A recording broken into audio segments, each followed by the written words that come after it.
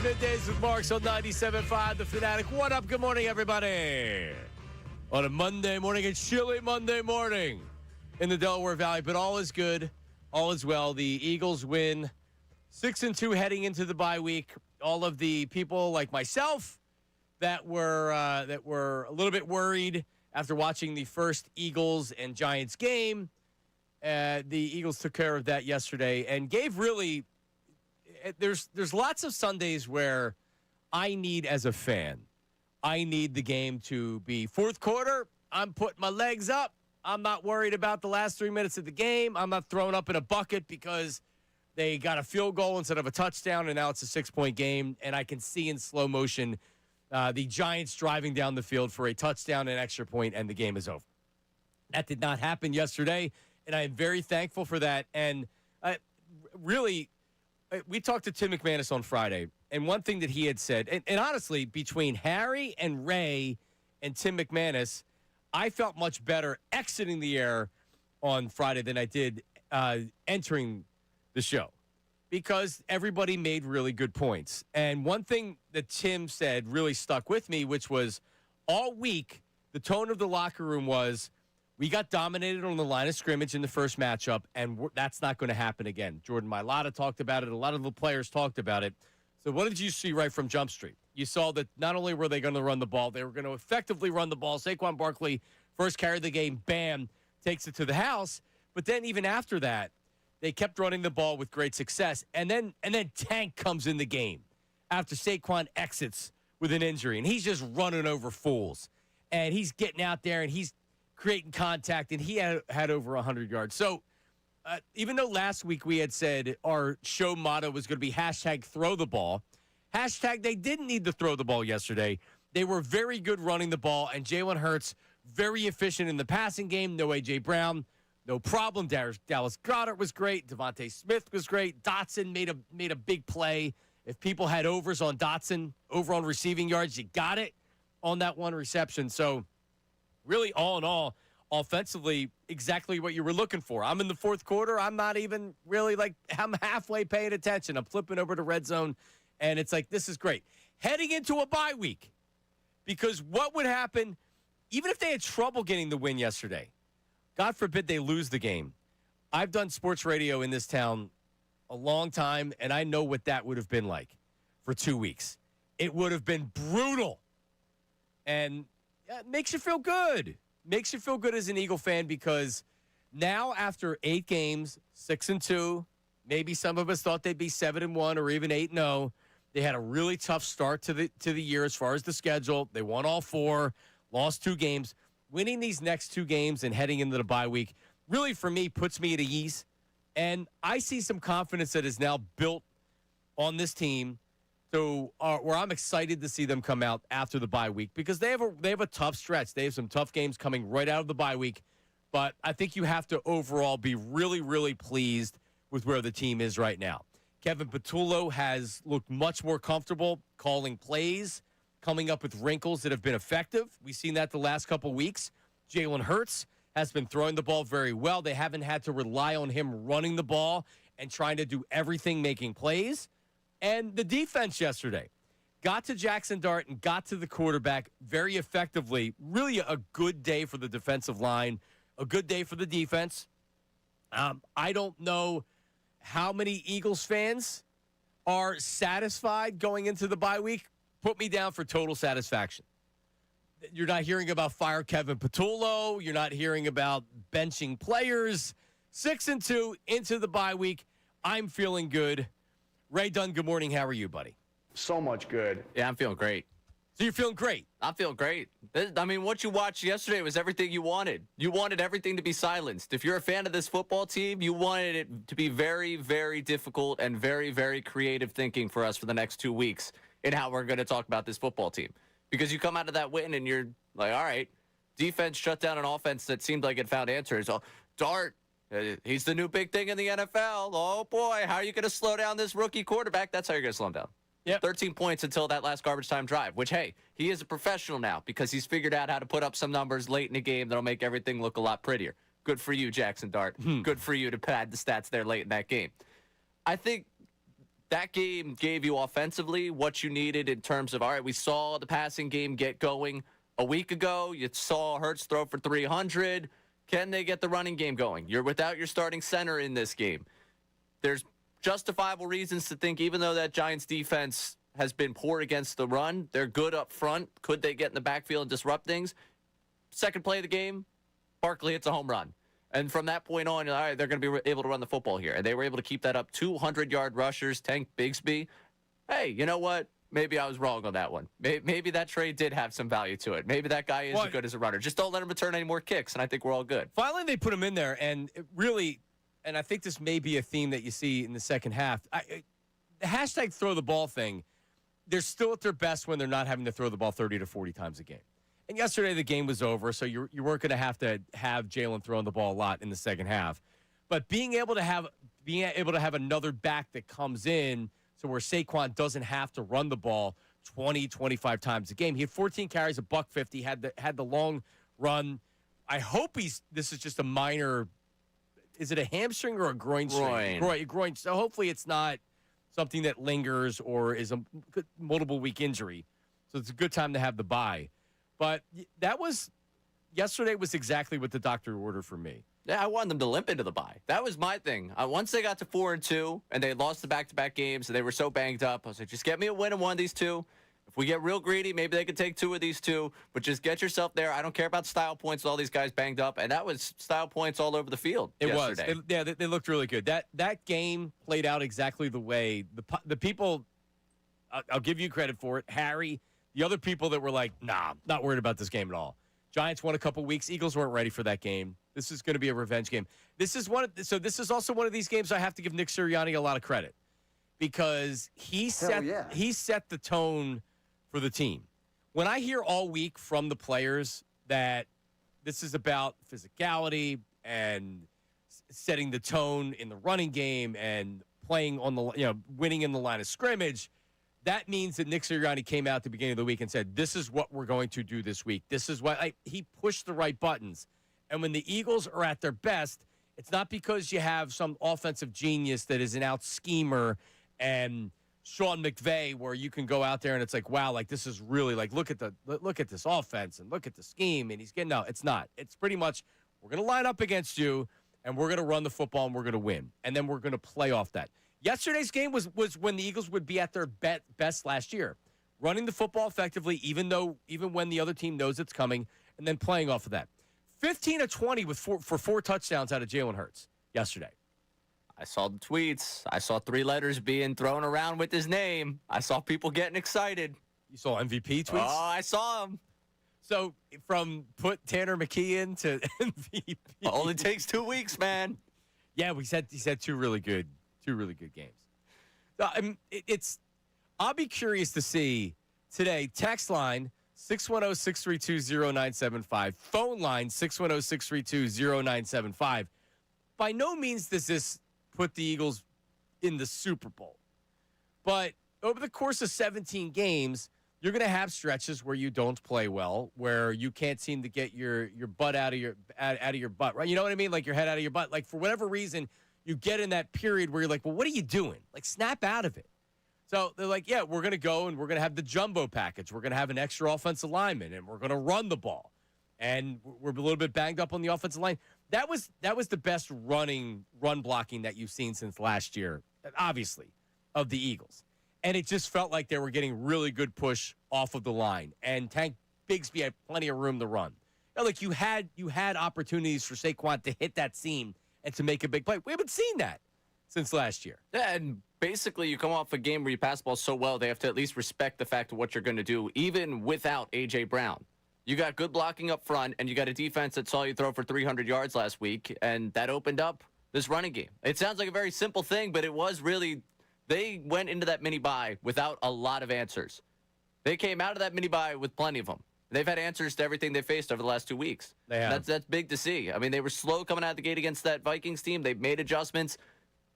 They took over that second half, and that just carried its way over. I do think we might be talking about that mini-bye, and I'm going to hate myself for using the phrase mini-bye for the rest of the season because it's so dumb. Well, that's what everybody's. I know, but it's such a cliche. Oh, the mini-bye. But that stretch of time where they got that full weekend to go back and look, I think we're going to look at it similar to the way we looked at everything post-Bucks game last season. So you're all back in. I was never out. What? You didn't have some concerns? Well, having concerns is different than being out.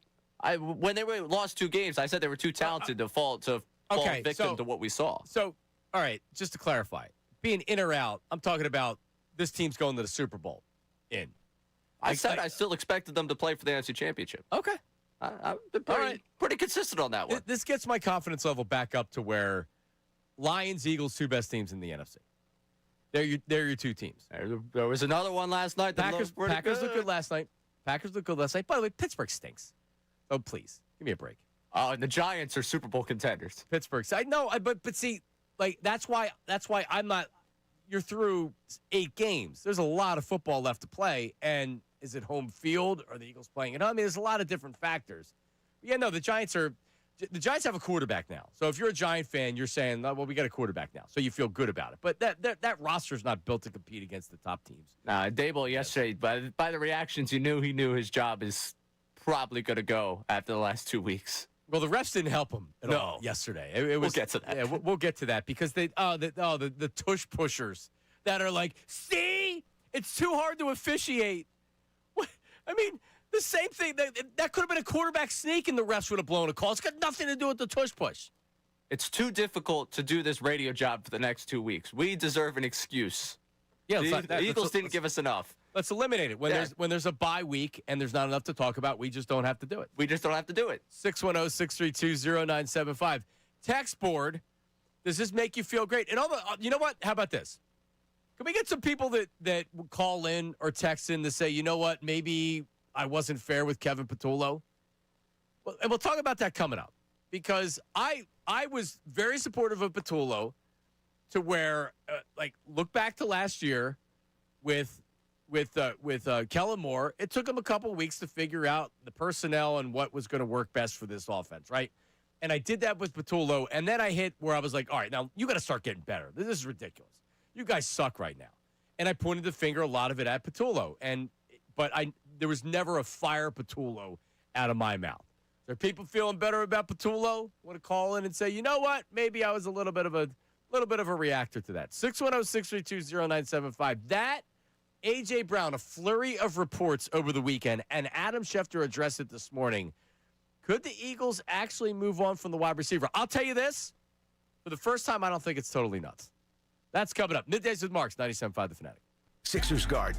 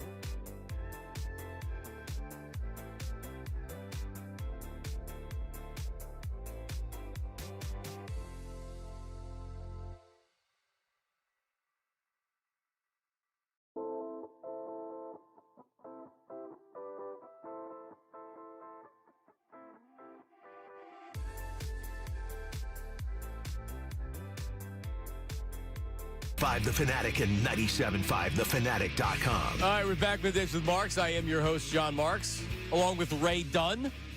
Everybody on YouTube, make sure you're liking and subscribing to 97.5 The Fanatic. You can watch us live on YouTube, as many people do every day, but also any of the 4 hours that you miss, you can go back and you can watch it on demand. That YouTube is something, isn't it? Also, the podcast, and I do this with a lot of my radio shows that I like across the country. I listen on demand. So wherever you find your podcast, just find us, Middays with Marks, and you can go and you can. We've made it nice and clean for you right now. Ray, I made some suggestions on what to do with the podcast feed.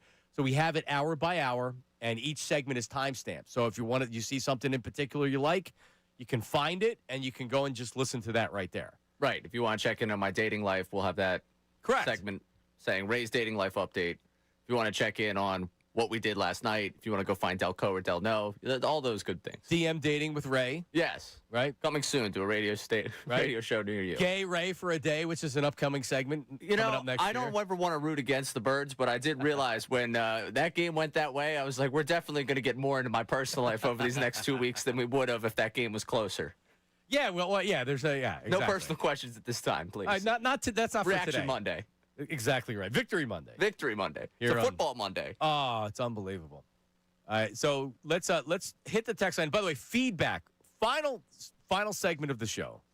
Feedback. You get to us anything we're talking about, like Ray's dating life or anything with the Birds, AJ Brown potential trade, whatever it is. It's 975 feedback at 975thefanatic.com, or you want to text the text board 610-632-0975. Just put feedback and put your name and location, and then we'll put the good ones. Final segment of the show. Feedback. We have an AI voice. It's actually starting to really work for me now.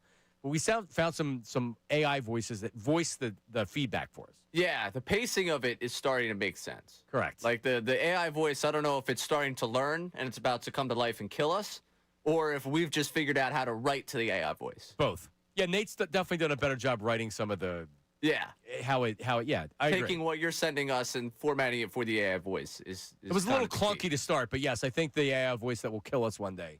I'm more in on the AI voices learning us and getting ready to kill us than I am on us learning the AI voice and writing well. Clearly. Yeah. Yeah, wait till there's an AI voice hosting the show in 5 or 10 years. Anyway. Please, they're going to have me produced out within a year. Yeah, we won't. This will be automated.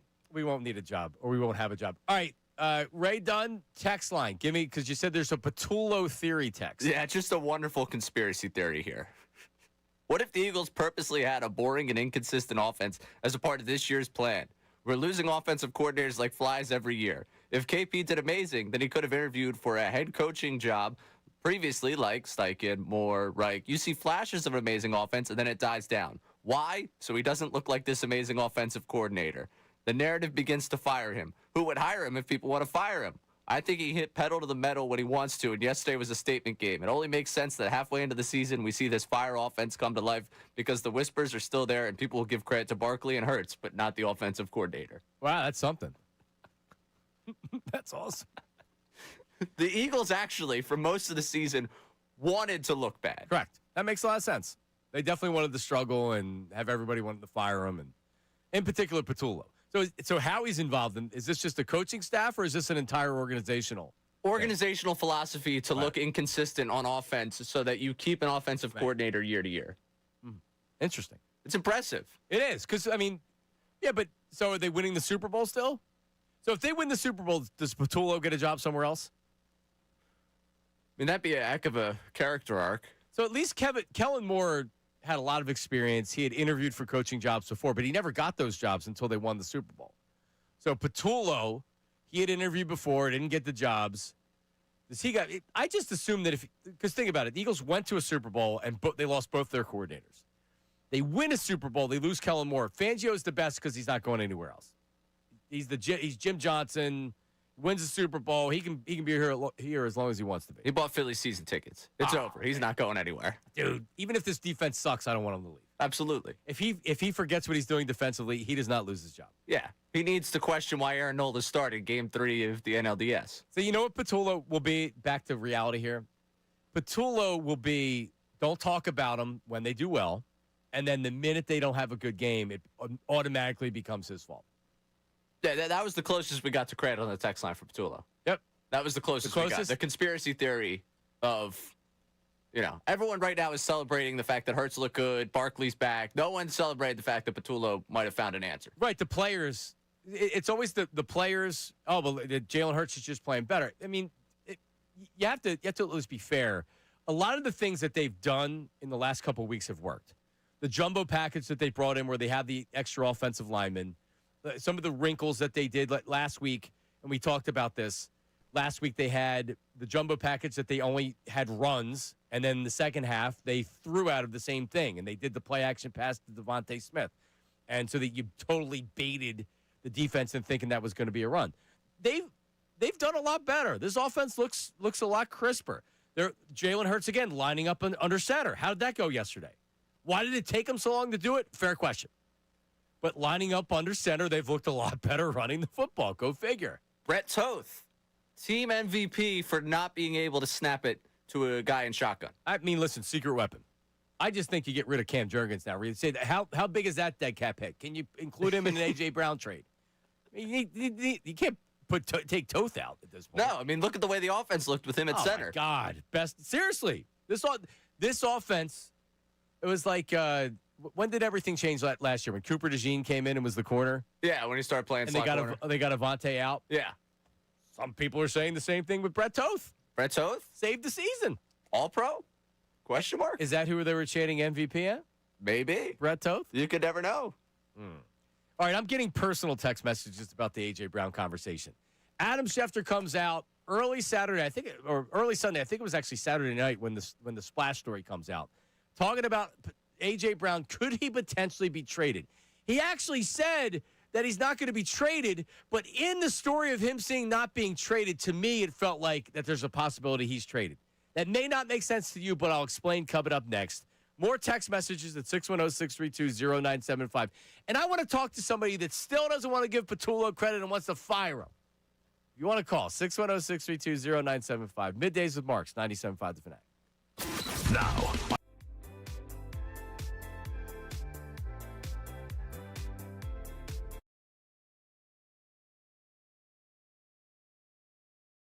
Play 65 yards to the house. He ran for 150 yards in the game. Tanks Bigsby also ran for 104 yards in the win. Saquon Barkley talked about getting that running game going. Never get caught up in what everyone's saying on the outside. I know I had to answer questions about it. I knew the same player I was last year is still here, but I just continue to fall in love with the process. And at some point, we knew it was going to crack, and now we got built on that.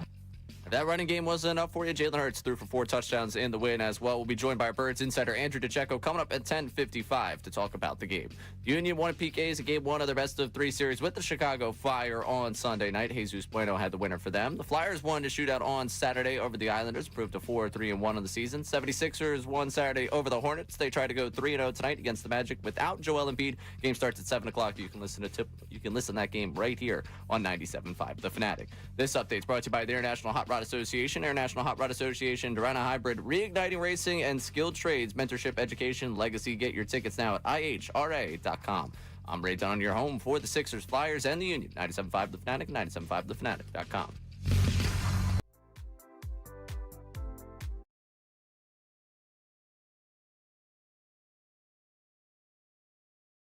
All season long, this is your radio home.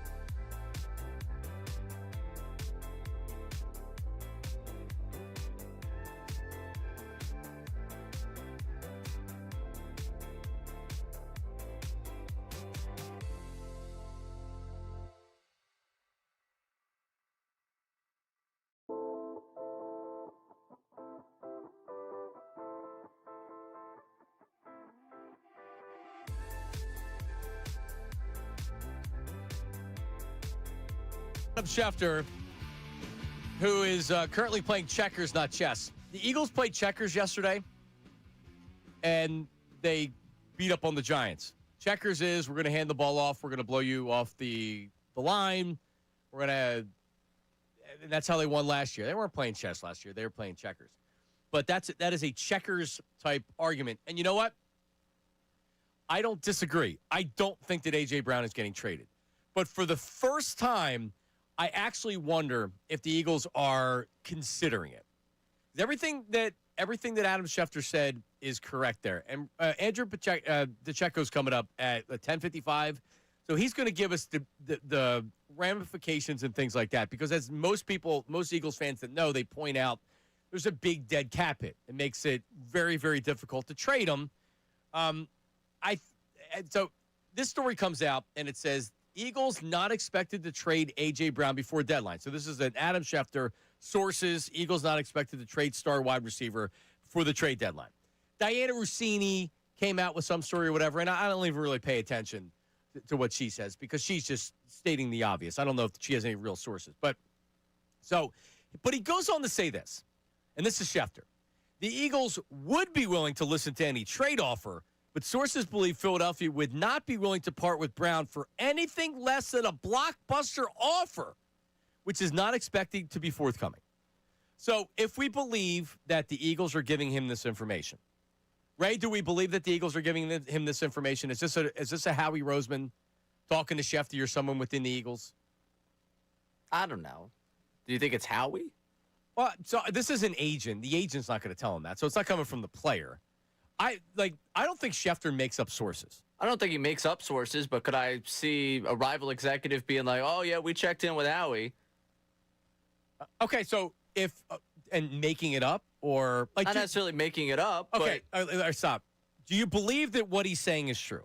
That the Eagles would be willing to listen to any offer, but they wouldn't trade him for anything but a blockbuster, and they don't expect that. I don't think Howie ever lets the phone ring and go to voicemail. So what he said, fair enough, what he said is okay. See, I believe that this was put out by the Eagles because it accomplishes a couple of different things here. A, it says, oh, they're not looking to trade A.J. They're looking to win a Super Bowl. They're not trying to trade A.J. They're trying to win a Super Bowl, and A.J. Brown's one of the best wide receivers in football, which is true. But then they also say, but, if a blockbuster offer came along, they would consider it. So is this throwing a line in the ocean? And now a team that looks at A.J. Brown and says, you know what? We can get him right now. He's under contract for many years to come, and we could win a Super Bowl right now. The New England Patriot Mike Vrabel rumor that we thought was silly because the Eagles are never going to trade A.J. Brown. I don't know, man. I mean, if they come to the Eagles and say, listen, a first and a second for A.J. Brown, here's what I believe is happening. I think internally, the Eagles view this as something that isn't going to last long term. And as much as right now they're very much in the Super Bowl conversation, I mean, are they still a Super Bowl contender without A.J. Brown? I think they are. Right? You have to distribute the ball passing in other areas. They don't have a lot of depth at wide receiver. I know all this. I'm just trying to figure out what's going on here, right? So if they're like, you know what, that's an offer we're not going to pass up on because we realize we're probably going to have to trade him in the offseason, then if you can do it now and get a lot of value because now you have a couple of teams that realize this guy's available and now a bidding war happens. Biggest mistake Jerry Jones made wasn't trading Micah Parsons, was trading him without properly trying to stir the pot and getting the most for him. To where essentially they're like, well, we almost have to trade him now because he's not happy, he's not playing because of an injury. And the Packers are willing to offer us this, right? So is this Howie Roseman throwing the hook in the water and saying, let's see what this can start? Ultimately, I still think it's much more unlikely that he gets traded than he does. But this tells me that the Eagles are at least seeing what's out there. That's what this tells me. Or someone sees the week that's happened in Philadelphia and is like, wow, if we can really shake him free from feeling like he's a part of the organization's plans. But that doesn't do that here. That story doesn't do that. That story does two things. A, they're not interested in trading him, but also leaving that, well, if they make an offer we can't refuse. AJ, like, if the story is Eagles opened the trading A.J. Brown. Now he's even more pissed. But that's not the tone of the story. The tone of the story was they're not trading him. And then Adam Schefter goes on ESPN and is like, they're not trading A.J. Brown. Then what the hell's the point of the story? Well, because we've had the week we've had with the cryptic Instagram post, and he's not practicing, and the trade deadline's coming up. They're going into a bye. We didn't get a chance to talk with him this week because of the fact that he was hurt. That's why it exists. Third paragraph of the story. The Eagles would be willing to listen to any trade offer, but sources believe Philadelphia would not be willing to part with Brown for anything less than a blockbuster offer, which is not expected to be forthcoming. Why in the third paragraph of the article is that's further down? If the Eagles aren't interested in trading him, the Eagles aren't interested in trading him. Third paragraph of the article, it's like, oh, well, if there's a blockbuster that's available out there. All I'm saying is, to me, this is a very deliberate move by the Eagles to get it out there and see who's interested. That's how I see this. And if someone comes up and says, "Yep, we'll give you a one," because if they do it in the offseason, they don't get them for this year. They get them going forward. If they do it now, they get them for the rest of this year. So if you're like, let me just ask you this: in the offseason, what do you think he's worth if the Eagles trade him? A couple solid draft picks, yeah, one. A one probably. plus. Yeah. They traded a first and a third to get him, right? Yeah. He's not worth any less. He's probably worth more now, or if they trade him in the offseason. Or around the same because of salary implications, and he's older. Also under contract. Yeah. So you don't have to worry about that. He's signed, sealed, delivered. If you trade him now, a team's getting him for 8 games. Or if you trade him before the trade deadline, they're getting him not only for starting next year, they get him now during a run. So a team like the Patriots that they need a number one wide receiver. They'll be interested in the offseason. Why not get him now? You get him for an extra half of a season. It's a matter of how much does it kill them salary cap wise, and would it be smart for the Eagles to do it now in the midst of a Super Bowl run? They lose yesterday, maybe it becomes that much easier for them to do. Yeah, I mean, I think today him saying that on Get Up is at 6-2. They'd be morons to move off him. Okay. I think that's fair. Do we know what's going on in the locker room? Do we realize how? I mean, not for nothing, bro. He continues to complain on social media after having good games. All right, like this isn't one of these things where he's just playing games because he's trying to troll the media. Do you agree? He seems pretty unhappy. I mean, he seemed pretty unhappy. I don't know. Like, they didn't get a chance to talk to him this week, so he could be cryptic all he wants after scoring 2 touchdowns in that win. I don't know. I don't have any idea what he meant by what he posted this week because I haven't heard from him. He didn't talk, right? He didn't talk. And now you're going into the bye week, so you're not going to talk to him again. Right. By the time we get to it, it's an old story. All right, it's a couple weeks old. Well, 610. I'm just not in the business of getting less talented. 610-632-0975. 610-632-0975. Phone lines, text lines. I see Mike in Glenmore who says, it blows my mind that Philly fans think trading A.J. Brown is good for the Eagles going forward. I didn't say that at all. I'm just telling you my read on the situation. For the first time, to me, it feels like the Eagles are actually throwing a hook in the water to see if there's anybody interested. We'll talk more about it coming up next. And Andrew DeCecco gives us kind of his read on it and also the financial implications. Could the Eagles actually make it work? That's coming up next. Middays with Marks, 97.5 The Fanatic. Unfiltered with Ricky Bo, Bill Colarulo, and Silvana Kelly.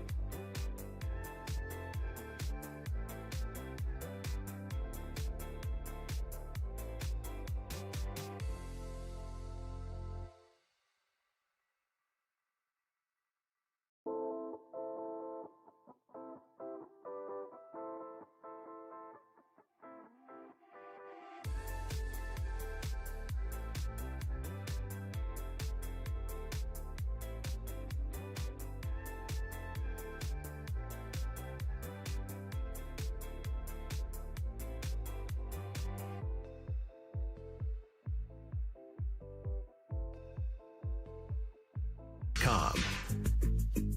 All right, we're back. It is Middays with Marks. Andrew DeCecco's coming up here 10 minutes from now or so, our Eagles insider. We got game stuff. We also have this A.J. Brown stuff. We get a lot of people texting me, and we'll go to the text line and the phone lines here. Like my buddy Len. Len's a day one guy. He's been listening to me since day one at AM, 20 years ago. Oh, day one. Day one. We have day one guys on the show for the show. But we cut off the day one thing about a week ago. You can't be a day one now. Yeah, now you're a day two. Correct. Len was a day one guy 20 years ago. Said it'd be silly to trade A.J. Brown. This offense is starting to develop an identity. He's going to be even more effective. Yeah, I mean, I don't disagree. All I'm saying is that what's the point of the article? What's the point? Unless it's meant to stir the pot. What's the point? If you believe that the sources are from the Eagles, what's the point? What's the point? The third paragraph, and these aren't big paragraphs, ladies and gentlemen. What's the point of saying, well, they would be willing to listen? Either he's available or he's not. And this says he's available, right? Because most fans are going to say he's not available. And sure, if you offer 5 first-round draft picks, then he would do it. But let's be reasonable. What he's going to be offered in a trade, either he's available or he's not. And believe it or not, this Adam Schefter story says he's available. Otherwise, what's the point of it? See, this is how we play in chess. You think he's putting this? You think this is going out there saying he's not available when he actually says in the story that he's available? I don't know. What does the text line say? Everybody's the text line's not happy. Yeah. Well, they're not happy about.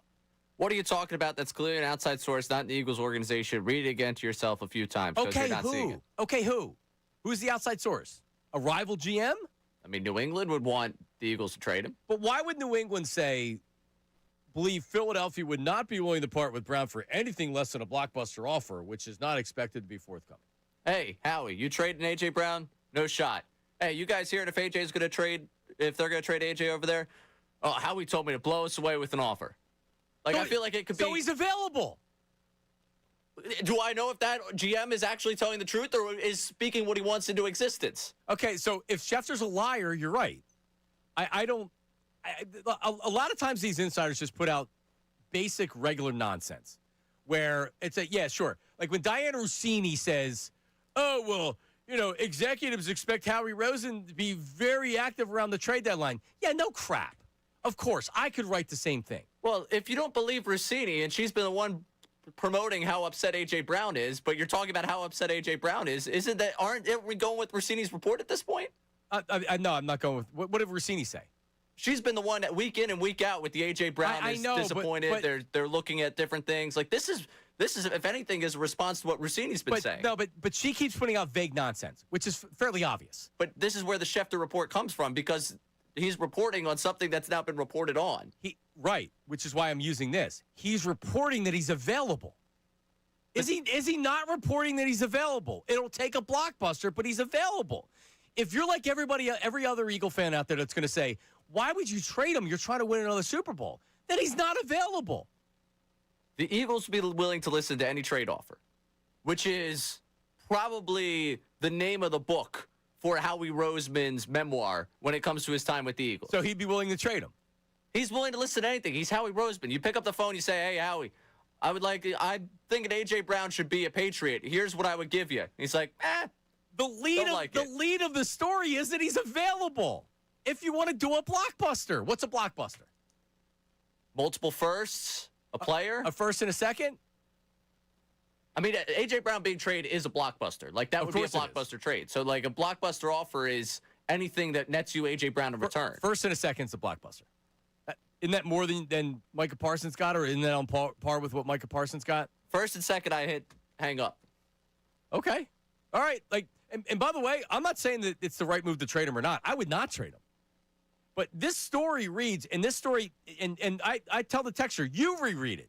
Where is this coming from unless Schefter's just making it up? Where is this coming from that doesn't sound like this is coming from the Eagles? But this seems like it's very black and white. That you either believe he's making it up or it's coming from the Eagles. There's a gray area here where... I don't believe he's making it up. I don't believe he's making it up either. But I don't necessarily have to believe that everything came from the Eagles. He's got more than one source of this story. They're not expected to trade A.J. Brown. I could see that absolutely being, hey, Howie, you going to trade A.J.? No. Put out there that we're not trading A.J. Hey, what are you guys hearing about what the Eagles might do with A.J. Brown? Well, you know. So here's the thing. If indeed what you're saying is correct, and they're not interested in trading him, guess what will happen today? Jeff McClain or somebody else is going to get the information. He's not available, and the Eagles are not trading A.J. Brown. If that happens, someone will come out and report that today. So I don't know what else is being talked about around this city with the A.J. Brown stuff, but if the Eagles really aren't interested in it or really aren't open to trading A.J. Brown, then that'll be squashed today, and they won't have to worry about it. So we'll see. McManus yesterday on pregame about it, and he seemed like, yeah, that's not happening. Okay. So to me, this doesn't close doors in the sense of that third paragraph of the story mentions that they'd be willing to listen to any trade offer. But that's also another general manager with, well, you never know with Howie. Like if you have two general managers that go, well, you never know with Howie. If we really blow him away with something, he could do it. Schefter's like, all right, well, these guys seem to think that he's available, so that's a part of the story here. He's also deleting tweets or other posts that was praising Jalen Hurts. And do I think he's thrilled right now? I mean, that might be part of it. Let's go to Mike in Glenmore. Mike, what do you got on this? Go ahead. I'm flabbergasted. I mean, I know it's great sports talk and that, but my phone was blowing up last night from friends going, "This is the most complete game we've ever played." Forget what happened to us without in the first game. without AJ terrible Brown. Team. No. But my point is that the Giants are a terrible team, and they have a terrible coach. And the organization, you just look at what Daniel Jones is doing. You look what Saquon did with us. They just make bad decisions after bad decisions. And Smitty, as a number one guy yesterday, was getting covered by a couple of practice squad guys after one guy went out or whatever. But as a second guy and a decoy behind AJ, who gets the safety sliding to his side, he goes off for a career high last week. And this week he gets 6 for 84 against an absolutely dog of a team. And with the running game finally going, where the big guy goes off for 65 yards on the first play, and even with that kick butt running game, Smitty, I mean, I love him. He's arguably he's like Hurts. He's so cool, calm, and collective. He just runs his routes. He makes the catches when you need him to. But, we have 3 number 1 draft pick receivers right now. AJ's still a top 5 talent. Yep. He's probably the best or the second best go up and get it guy in the league. And let's not also forget that the guy that owns the team said that it's the Eagles first and everybody's trade bait. That means Hurts. That means Juergens. That means Lane Johnson. That means he said nobody's unavailable with the right offer. So we're not just talking about AJ. Yeah, but that's they're going to do what's right for the team. But that's not. Yeah, but I appreciate it, Mike. That's not the case. They're not trading Lane Johnson. Lane Johnson's not going to be traded. They're trading offensive lineman at the trade deadline. And honestly, I don't think they're going to trade A.J. Brown. That's not what I'm saying. What I'm saying is that this Adam Schefter story, everybody thinks that it's Adam Schefter pouring cold water on it. I think he poured gasoline on this, and people aren't paying close enough attention. Andrew DeCecco lays everything out for us. Does he agree that maybe that story was a little bit of a, hey, let's stir the pot to see where it's at? And we'll talk about the game as well, because it was a very complete game and a great win for the Eagles yesterday. That's coming up next. DeCecco, Middays with Marks. Don't go anywhere. Now on 97.5 The Fanatic Sports Update. Big win for the Birds. I'm Ray Dunn with this Fanatic Sports Update. The Eagles beat the Giants 38-20 yesterday. Saquon Barkley took the second play, 65 yards to the house, ran for 150 yards. Tank Bigsby also ran for 104 yards in the win. Jalen Hurts threw for 4 touchdowns in the victory, and Hurts, after the game, says doesn't think there's anything that they can't do. I don't think there's anything that we can't do. It's a matter of, are we working towards it and working in it the right way? So I look at it that way. 6-2 now in the bye upcoming. They'll come out of the bye with a game against the Packers. We'll break down everything going on with Birds with Andrew DeCecco coming up next. The Union won at PKs in game 1 of the best of 3 series with Chicago Fire yesterday. Jesus Bueno had the winner for the Union. The Flyers won a shootout on Saturday over the Islanders, proved 4-3-1. 76ers also won Saturday over the Hornets. Try to go 3-0 tonight against the Magic without Joel Embiid. That game at 7 o'clock right here on the Fanatic. This update's brought to you by Straight Talk Wireless. Your favorite songs shouldn't have to wait for Wi-Fi. Switch to Straight Talk and get real unlimited data on Verizon's 5G network. Straight Talk, available at straighttalk.com or Walmart. I'm Ray Down on home of the Sixers, Flyers, and the Union. 97.5 The Fanatic and 97.5thefanatic.com.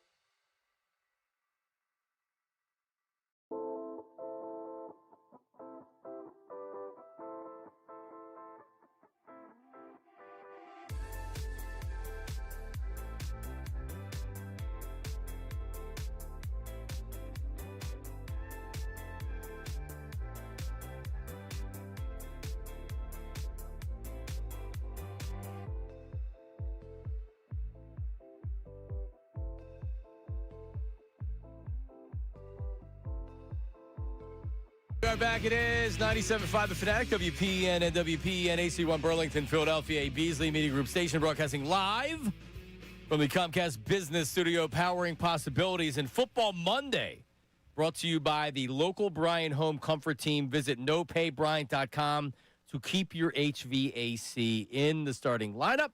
As our Eagles insider, and also he's got a new podcast out there, which we'll find about, called Birds Buzz.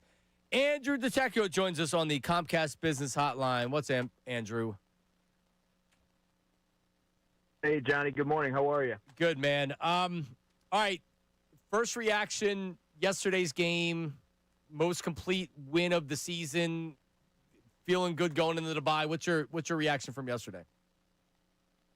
Yeah, that was sort of a return to form for the Eagles. I thought they were the bullies on the block. They got back after it after the Giants imposed their will a couple weeks ago on Thursday Night Football. Second play of the game, 65-yard run for Saquon Barkley, and Jordan Mailata and Landon Dickerson paved the way. But I thought the Eagles dictated the flow of that game and sort of punched them in the mouth, and the Giants wanted no part of it. That was very evident early in that game. They had 254 yards between Saquon Barkley and Tank Bigsby, 276 in total. They got some really good performances from players who don't ordinarily play, like Brett Toth. I thought he did a tremendous job stepping in there in place of the injured Cam Jurgens. Jahan Dotson had the 40-yard touchdown. It was just a complete win and reminded me a lot of 2024 in the way they were able to take care of business early and be those bullies on the block. Yeah, Tim McManus on the show on Friday had said that he felt like the tone in the locker room last week, all week, was not necessarily revenge, but we have to be more physical. We have to win the line of scrimmage. That's how we're going to set the tone this week. And they came out, and that's exactly what it was. Did you get the same feel last week when talking to the players and when you were in the locker room? Yeah, I sure did. It wasn't so much about revenge, but rather executing their assignments and taking care of what they need to handle and not getting caught up in they need to get one back for the way that Week 6 went for them. And really, they know how talented they are, John, and look across the board in that first matchup. They got dominated on all three facets of the game, offense, defense, and special teams.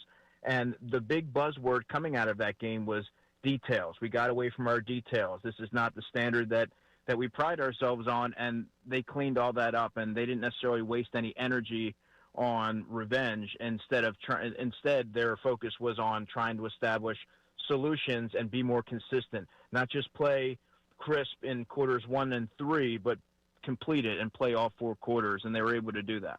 Saquon's injury, and thank God they have a bye week to where now you're not really worried about it as much. Any idea or any insight to how serious it was or what we're talking about? Yeah, so he pulled up on that 28-yard run late in the game there. It was a groin injury. He said it's nothing to worry about. He could have went back in, but obviously at that point in the game that wasn't going to happen. So, yeah, he should be good to go for November 10th when the Eagles take on the Packers. How much of that yesterday was Saquon getting back to being Saquon, or just the fact that lining up under center and they were getting much better push on the Giants' defensive line? How much of that was offensive line play? Yeah, well, I've never been of the belief that Saquon was any different than he was last season. There was a culmination of things such as the health of the offensive line, the execution. Saquon himself mentioned that, that sometimes you can't take losses. You have to be able to hit the hole and take what defenses are giving you. And some of it had to do with the under center runs as well. And the pin and pull movements that Brett Toth and the offensive line was able to execute in that game. They were able to capitalize against an aggressive Giants front. And I think having played them once before and knowing their tendencies also played into it. But they blew them off the ball, and that was sort of the Eagles' style that we've grown accustomed to seeing. I don't think it had anything to do with Saquon suddenly being revitalized as much as it had to do with the Eagles executing and taking advantage and staying with the run. The trade deadline's coming up in, 2 Tuesdays now? So right at the bye week, Eagles have the bye, and then the trade deadline is the following Tuesday. Adam Schefter, as they often do, the Sunday story comes out. And the story is the Eagles are not expected to trade A.J. Brown before deadline. But in the third paragraph of the story, it says the Eagles would be willing to listen to any trade offer, but sources believe Philadelphia would not be willing to part with Brown for anything less than a blockbuster offer, which is not expected to be forthcoming. So they're willing to listen, but they don't expect it. What's your read on the availability of A.J. Brown? And the headline is they're not trading him, but if you don't have to look that far into the article to where you can see that the Eagles, for the right offer, would be willing to trade him. Everything I've gathered over, since this has been a topic, suggests that he's not going anywhere. And I firmly believe that as well. The Eagles, if they were to have traded A.J. Brown, that ends their Super Bowl quest, right?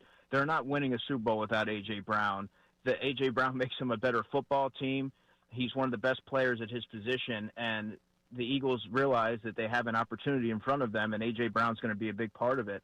And so you see these things, and you see quote-unquote blockbuster and all that. I would be floored if something happened to that effect. It's my understanding that he's not going anywhere. Now, could there be a different conversation in the offseason? Sure, but you look at the dead cap hit in 2026, I believe, is $43.5 million. This year alone would be, I believe, 17.5. Now the numbers tend to fluctuate based on where you're looking, Yeah. but I just don't see that as something that's going to happen. That's why I was texting you this morning, because when you Google it, you get a wide variety of answers to how much of a cap it would be. Can you trade him with a June 1st designation or whatever? So the reality is that in the offseason, because I agree with you, I think it's unlikely at the trade deadline, but in the offseason they could potentially do it. Just to kind of get back into it though a little bit. I mean, he does seemingly weekly put out different social media tweets. Would you agree that A.J. Brown seems unhappy on this team right now? Yeah, he does seem, frustrated, unhappy, and who knows? For all we know, John, there's some of it could be a little bit of trolling, but A.J. is, I think he's very much misunderstood in the sense that some players, some people are never satisfied, and I think you see that sometimes with great players, and that's what fuels them to reach that level. And he knows that he can make an impact on a game. He likes to be involved, and knowing the way this offense runs, it's not always going to look the same every week, right? I mean, you're going to see games like you saw yesterday where they lean on the running attack and they're able to roll up 276 passing yards, and Jalen throws for 179. They're going to win the football game, but AJ's not going to be able to impose his will on defensive backs and have the impact that he knows that he can have. So I think it's sort of a push-pull and an interesting case here. But yeah, you do sense some frustration here and there. But ultimately, and being around AJ for as long as I have, he cares about winning. He's known for being a really good teammate. You see how he interacts with teammates, and he's immersed himself in being a Philadelphia Eagle since he's been here. So I think that there is just so many different avenues to explore when you look at this situation. Yeah, and AJ's, I've never heard anything but that he's loved in the locker room and the organization. So this isn't one of these AJ's a bad guy or whatever. The defense yesterday, as far as getting to the quarterback, probably the most active we've seen this year. I mean, really, like when you're looking at positives heading into the bye week, like the defense wasn't the same. They had some injuries. They were trying to figure out the edge rushing position. Brandon's going to come back after the bye week, but they were getting after Jackson Dart yesterday pretty well. Yeah, 5 sacks for the team. Moro Jomo picked up another sack. That's 4 on the season. He leads the Eagles. But I think the player who I was impressed with the most was Jalix Hunt. He rushed the quarterback, or he had 9 pressures on 22 rushes, picked up his first sack on the season. I think he was really active and flowing to the football. And then if you look beyond that game, John, Nolan Smith should be returning sometime in November. Brandon Graham will be back in the fold. Azeez Ojulari will be returning from the hamstring. Do I still think the Eagles could stand to add another player? Of course, because then you're allowing some of those other players that we just mentioned to settle into their roles that they're probably more ideally suited. But they really capitalized against a porous Giants offensive line, and that's really what you want to see. And then all of a sudden you see what the secondary reaped the benefits. I don't think Keely Ringo was targeted much at all, if at all, in that game, and they're able to kind of mask some of those other things, which is why I believe that edge rusher is the most important position to upgrade. Tell us about your podcast, Birds Buzz, which is available wherever you get your podcasts on the Fanatic app. This is a Fanatic podcast. When are you recording? And so, like, what are the dates of your releases and things like that? Yeah, I appreciate that. So I record Thursday mornings after my morning hit with John and Andrew, and it's released at 6 o'clock. Now, this week's going to be a little bit different because I'll be going away in the middle of the week, trying to take advantage of some of the downtime. So I'm going to shoot for tomorrow, but it's really good stuff. You know, I like to really take folks behind the curtain. I don't do any hot takes. It's all informed insight and analysis covering players from 1 through 53 and really trying to shed light on everyone's favorite team. And hopefully everyone's liking it so far. We have 3 episodes completed at this point. Very cool. Birds Buzz with Andrew DeCecco, our Eagles insider. Where are you going? You're going away? You believe this, Ray Dunn? Dude's taking a vacation already? Wait, I checked in with them on the phone. I was like, where are you going? Where are you going? I'm going to be visiting family. Okay. All right. There you go. All right. Well, listen, enjoy, and we'll talk to you, okay? Appreciate it, John. Take care. All right, buddy. There he is, Andrew DeCecco. See, I would have said Cancun, and then even if I wasn't going to Cancun. Where would be your bye week destination of choice as a beat? If I was going away? Yeah. Well, it can't be. You're not going away for that long, so it can't be Can't be really. too far. Yeah, like I'm not going to California for a couple days. Maybe Florida. I was thinking Myrtle Beach, like Maybe. one of those. Yeah, I could A little do it. golf. Fort little- Lauderdale. Yeah. Maybe Miami. Eh, I mean, I would do Miami. it's too much. Have you been to Miami? No, I haven't done the Miami trip. Well- I mean, I've been to Miami, but I haven't been to Miami. You haven't been. Right? Like I've You've visited been to Miami, but you haven't been. To yeah, I did a family trip to Miami. I didn't go to Miami. I've been to Miami. Yeah, That's why I said Fort Lauderdale. makes sense. It's a lot more my speed, and I couldn't handle South Beach at my advanced age. I wouldn't have fun. I wouldn't. Fort Lauderdale would be good. Yeah, Pittsburgh maybe take a 5-hour drive to Pittsburgh. Nashville for a weekend? No interest. I'd do it. Nashville's a cool city. Yeah, I haven't been to actually I've never been to Nashville in general. You haven't been to Nashville? I haven't been to Nashville. Chicago? Ooh, I could do Chicago for a week. I've been to Chicago. I've been to Chicago. Not right Boston now. for a weekend I do. Nope. You don't like Boston? Nope.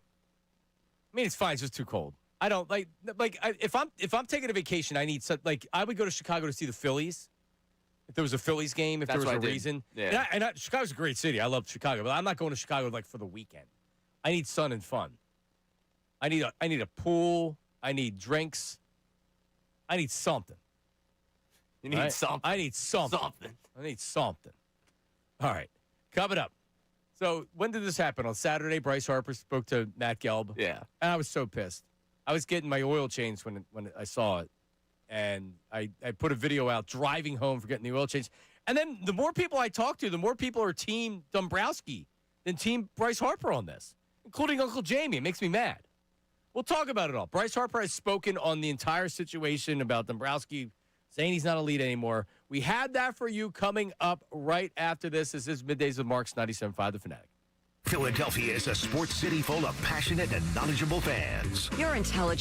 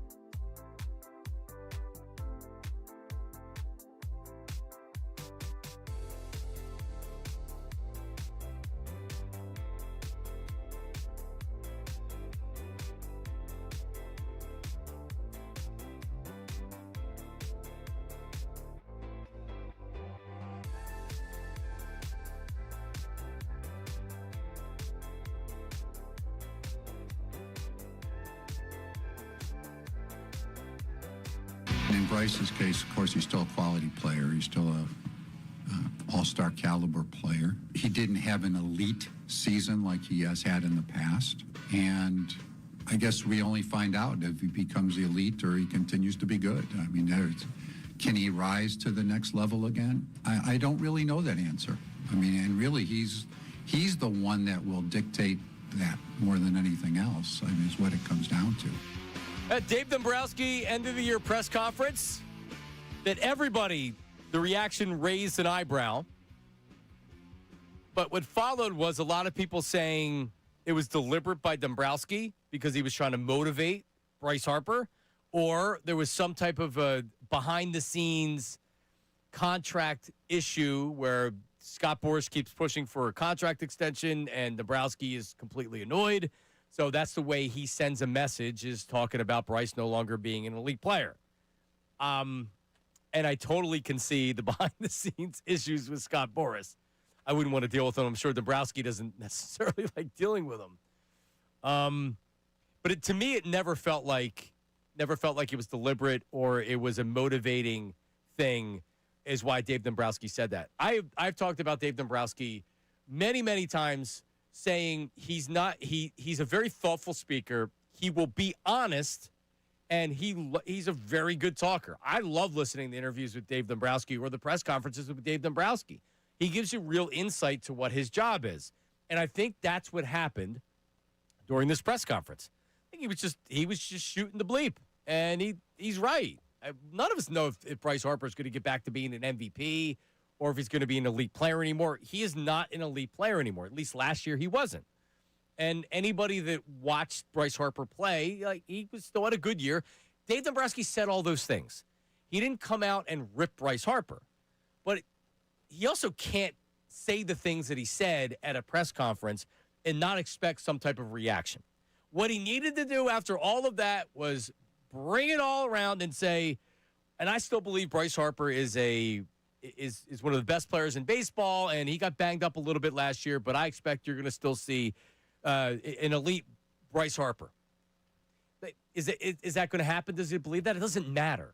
You don't come out and say, like, oh, well, I don't know if Bryce Harper is going to be elite. Only he knows that, or only he's going to. Yeah, you're right, Dave. Of course, you're right. Yes, that's the case. So, he was totally out of line, and it was dumb. It was dumb to say that, and I don't think it was deliberate. I don't think he's trying to motivate Bryce Harper. I just think when Dave's talking and he's up there feeling comfortable and boom, boom, boom, he's answering the question, and now it's taking on a life of his own because Bryce Harper has responded to it. By the way, Ray, where do you stand on if it was a deliberate attempt to try to motivate or if he's fighting with Scott Boras?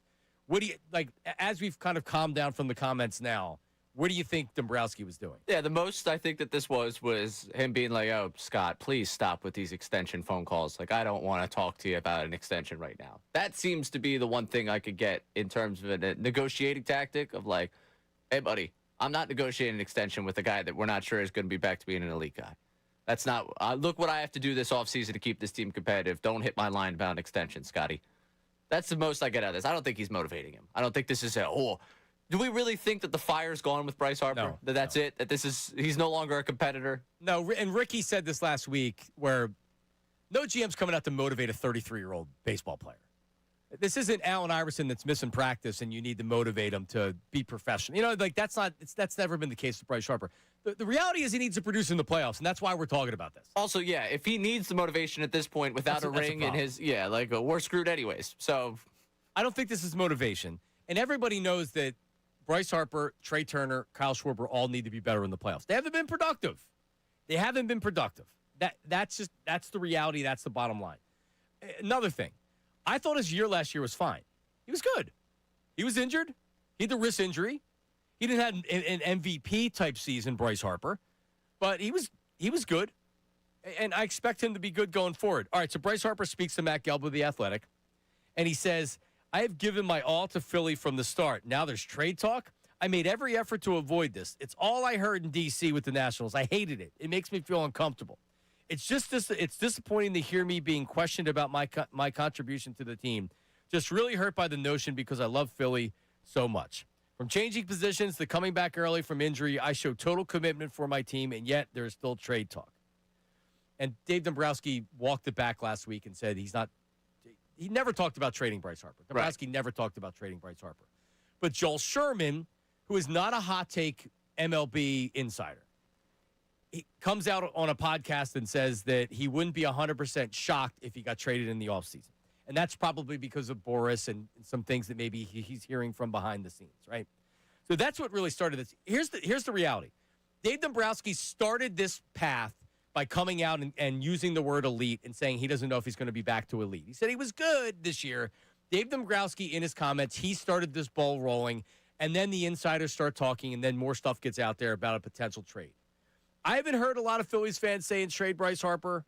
I haven't heard really anybody else saying trade Bryce Harper. Bryce Harper's not going to be traded. It was silly to think that from the start. I don't blame Bryce for feeling a certain way about this. He's absolutely right. He has done nothing. Bryce Harper has done nothing but come to Philadelphia and be everything that you expected him to be for the Phillies. Everything. They didn't win a World Series. Understandable, and that's what needs to happen. But do you think that Bryce Harper doesn't want to win a World Series? You think Bryce Harper isn't doing everything that he can to win a World Series? It's not easy to do.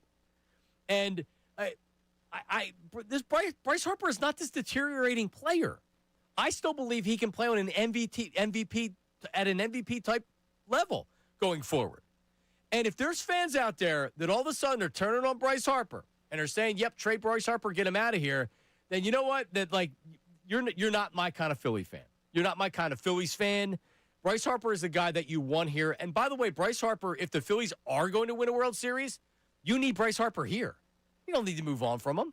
This team is pot committed with veterans. Bryce Harper is one of your answers to winning a World Series, not to trade. And one more thing, Ray, and then I want to hear what you think. Because Uncle Jamie texted me and said, Harper could have come out with one sentence and said, he's right. I didn't play at an elite level. I was hurt, and I got to do better, and the team's got to do better, and done. Then that's it, move on. Instead of coming out and saying, woe is me, my feelings are hurt. I disagree. I think Bryce Harper was coming out and giving an honest reaction to Matt Gelb, which was, man, I've done everything for this team. I've embraced this city. I've embraced this organization. I've done everything they asked me to. I've moved to first base. I would move back into the outfield for Pete Alonso. I'm doing everything that I can. And Dave Dombrowski's coming out and he's saying, oh, well, I don't know if he can be a lead anymore. That's up to Bryce. It's one of the most unnecessary things that Dombrowski could have done at that press conference. And I expect a hell of a lot more out of Dave. And I'm sure he regrets it because now it started this. What do you got, Ray? You think he's a baby like a lot of people out there? I mean, would I have had the same reaction? Probably. So I'm also a little sensitive when it comes to that. But it does come off a little sensitive. Okay. Like, you can own that it wasn't one of your best seasons of your career. You have been productive. You can acknowledge that you were hurt. But you can, there's Bryce Harper. There's more to Bryce Harper than what we saw this season. And there's more to Bryce Harper. By the way, we're talking this is, in a way, a really great way to distract you from what happening in the postseason. Oh, look what I've done for this city. Oh, look what my season was. My full season numbers weren't there because I was hurt. Like, this whole firestorm that's happening right now is kind of good sympathetic PR to the fan base for Bryce Harper. Like, I'm trying to think of how many news cycles I've worked through after a disappointing postseason exit where within 2 weeks we're actually sitting here like, wow, that executive was way too hard on the guy who got bounced in the first round of the postseason. See, I think this causes more opponents for Harper than anything. You think? Yeah, Uncle Jamie's the prime example. Text line, 610-632-0975. Phone line, 610-632-0975. They're calling him a baby for having this reaction. I think it's fairly obvious Bryce Harper didn't have an MVP Bryce Harper season. Right. So that doesn't even matter. We know that. He doesn't have to come out and say, I didn't have the season that I typically have. That's not what bothers him. What bothers him is I don't know if he can be an elite player anymore. It's not showing confidence in your player. You imagine Howie Roseman coming out and saying, I don't know if Lane Johnson can be an elite offensive lineman anymore. He got banged up a couple times this year, and he wasn't the same player. Do we agree that Lane Johnson probably has fallen off a little bit from past Lane Johnson? Probably. He's missed some time because of the stinger or whatever, had to exit games. Is Howie Roseman coming on at the end of the season and saying he's not an elite offensive tackle anymore? Is he saying he doesn't know if he can be that player? Oh, he was a good player this year. I don't know if he'll ever get back to being an elite player. Do you imagine Howie Roseman saying that about one of his players? Of course not. It's stupid. Well, yeah, also Howie's the most calculated man in the world. He doesn't speak with honesty. He speaks with Howieisms. Oh, okay, so how about Dave go and have lunch with Howie and learn how to speak about the team? Then we'll never get an honest Dave again. I don't need honest answers. I don't need you to piss off the star player of the team. Well, what is the star player upset about? He's hurt about the comments for sure, but he comes back to the trade talk multiple times here. Dombrowski never did the trade talk. He started this. No, it's not Dombrowski saying we're going to trade him. Can he get back to that level? That is someone else taking Dombrowski's comments and turning into something more. Your text and your calls coming up next. 610-632-0975. Middays with Marks. Now on 97.5 The Fanatic Sports Update. Birds win easy. I'm Ray Dunn with this Fanatic Sports Update. The Eagles beat the Giants 38-20 yesterday. Saquon Barkley took the second play from scrimmage, 65 yards to the house. He ran for 150 yards. Tank Bigsby also ran for 100-plus yards in the game. Saquon Barkley, after the game, talking about the run game breaking out. Never get caught up in what everyone's saying on the outside. I know I had to answer questions about it. I knew the same player I was last year is still here, but I just continue to fall in love with the process. And at some point, we knew it was going to crack, and now we got built on that. That running game isn't enough for you. Jalen Hurts threw for 4 touchdowns in the win. We spoke to our Birds insider, Andrew DeCecco, earlier on in the program. You catch that one more time on our website or the Fanatic app. The Union won in PK's game 1 of the best of 3 series with the Chicago Fire yesterday. Jesus Bueno had the winner for the Union. Flyers won a shootout on Saturday over the Islanders, improved to 4-3-1. 76ers also won Saturday over the Hornets. They tried to go to 3-0 tonight against the Magic without Joel Embiid. That game tonight, you can listen to it right here on the Fanatic. This update's brought to you by Mercedes-Benz. Looking for an exceptional driving experience? Experience the power, precision, and intelligence of an iconic Mercedes-Benz SUV at your local Mercedes-Benz dealer today. I'm Ray Dunn, your home for the Sixers, Flyers, and the Union. 97.5, The Fanatic.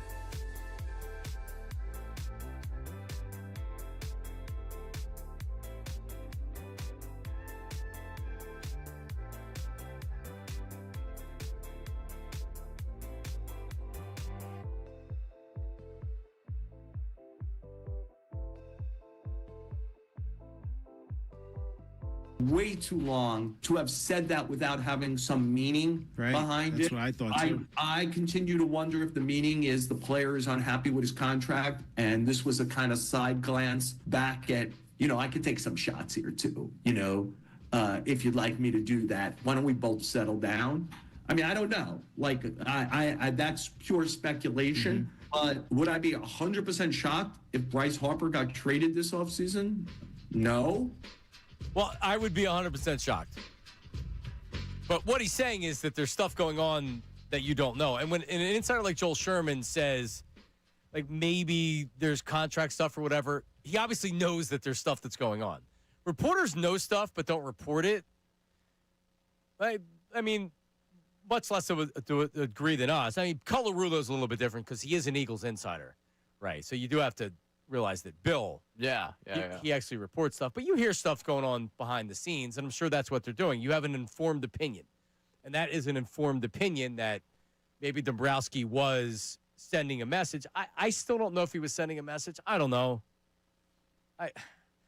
Here's the reality of the situation. You've pissed off your star player, or he's hurt. He's hurt by it. Yeah, he's hurt by the comments. He's hurt by the comments. Hurt. So guess what? He's going to have to get over being hurt, and he's going to have to come this way. But you know what else needs to happen? And hopefully it's already happened. Dave Dombrowski needs to have a conversation with Bryce Harper. That was the most damning thing of that article. That the they haven't had a conversation. That they didn't talk. Right. Like, if I watch this media firestorm blow up after I said something to my star player, you got to go have that conversation. Yep. Like, you can't walk around. Like, I personally, I hate confrontation. I'm not a big confrontational guy. But if that were something I had said, then you got to go have that conversation afterwards. No matter how Bryce is going to react to you, no matter how uncomfortable that conversation is going to be, you have to go say to him, hey, this is what I meant by this. I think you can realize that this is where I'm coming from your season. And if you hash it out there and you both leave upset, well, at least you had that conversation. The fact they haven't talked, I didn't like. Nope. And has John Middleton had conversations, right? Like, this is with Bryce Harper. Bryce Harper has a much different relationship than I'm trying to name like another star player, not Castellanos, but you know what I mean. He's got a direct line to the owner. Bryce Harper and John Middleton are going to have a different relationship than pretty much any other player on the team and John Middleton, even Kyle Schwarber for that matter. Because when you sign Bryce Harper and you give him that 13-year contract, he becomes your star. And even if he isn't the best player on the team anymore, which he's not, Kyle Schwarber is their best player, Bryce Harper still is their most important player. Because Schwarber can do what he does, but without Bryce Harper fully buying in and fully being there, and by the way, being more productive, he needs to be more productive. I'm not saying anything otherwise. But if he's been more productive in the playoffs, nobody's having this conversation. That's really what it comes down to. He hasn't been good in the playoffs. Last year before, and then how everything fell apart in the Diamondbacks and that NLCS. He hasn't been productive. And that's really where this stems from. So now you get fans that with each year that passes, with each playoff series that passes, forgets about this is my house and hitting the home runs in 2022, and are like, all right, dude, like we got another offseason, we got another year of not showing up in the playoffs, and you get more and more people that get a little bit more fatigued with the Bryce Harper stuff. I'm not there. But at the same time, I recognize he's got to be a better player. Phillies aren't winning anything unless Bryce Harper is there and he's Bryce Harper in the playoffs for him. He's gonna hit 25 to 30 to 35 home runs during the regular season. He's got to stay healthy. Right? There's not any things I can control. But I still think Bryce Harper's going to be a very good player for them. Yeah. I don't think that there's any question he's still going to be a good player for them. I just don't like when we get down this conversation that it's Dombrowski's fault that turned into trade speculation. Because I think that's just reckless. Like Sherman throwing that out there, to me, if you don't have any information, that's reckless. Because that's how this whole thing goes. Well, he didn't say I'm hearing that there's trade talks. He said that, and you're right, he said I wouldn't be 100% surprised if he got traded. Really what he was saying was that, they're not exactly happy with each other right now. Which could come from the Phillies camp or could come from, there's always the cynical part of me that's like, what's Boris got cooking? What Boris want the extension. That's been a conversation each offseason, the last two offseasons. All of a sudden, something's thrown out there that, I wouldn't be shocked if they moved on from him. That's not something that Bryce wants, not something Dombrowski wants. Right. I don't think Dombrowski believes that he could build a good team without Bryce Harper. Agreed. And he's here to build a good team until Nashville shows up, and then he can get lost. Then he leaves. Yeah. But also, like, Sherman's not a guy that's been accused of being a mouthpiece for Scott Boras, like some of the other guys. That He are out hasn't. there. You're absolutely right. So But- he hears things. But if he hears things from that perspective, He's hearing things. yeah, but if you heard something from that perspective, this is an easy PR win for Harper, to me. See, I'm shocked that as many people, because we do have it on the text line. We have people What do that you got? we got people that are upset about this. Harper has underperformed and looked terrible in back-to-back playoff runs. If he's your star, then show up when it matters. Being butthurt when you underperform isn't a good look. Where we go here? Can't fault Dave for speaking the truth. Could Harper be one of the guys that could cost Dave his job? Asking for more money the last 2 years, and he's not the player they could potentially be. But you can blame him for being honest. That's the thing. What do you mean you don't? I can't blame Dave for being honest. You can't say that. And another one here. If we move on from that contract, I'm doing it at a heartbeat. They had their window last season, did nothing. Time to move on, especially if he's going to be sulking in the corner. So maybe my perspective on this is the one that's outlandish. But I thought this, like, Harper saying he's hurt by it. He loves Philadelphia. Like, he got a couple of good I love Philadelphia quotes in there. Sure did. Like, and he's done everything for the organization. Right. Like, well, hasn't he? He's right to be upset by trade talk. I just think the biggest problem in this is that Dombrowski doesn't talk to him after the firestorm starts. That's my biggest issue with this. I don't have an issue with Dombrowski saying what he said. I don't have an issue with Harper being hurt by it. I have an issue by the fact that there hasn't been Bryce, you know what I meant by that, right? And then they hash that out. Because according to Bryce, they haven't spoke. Right. That's the problem to me. Yep. Maybe they've spoken since then. And if they haven't, I would hope. If they haven't, that's a problem. But, like, this is the same, similar to me with the A.J. Brown thing. Like, I don't want to be talking through media. I don't want to be talking through social media.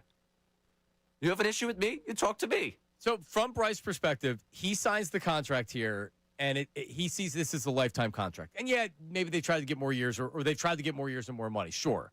If you sign with Scott Boras, guess what? You're signing with Scott Boras to do that, to get more money.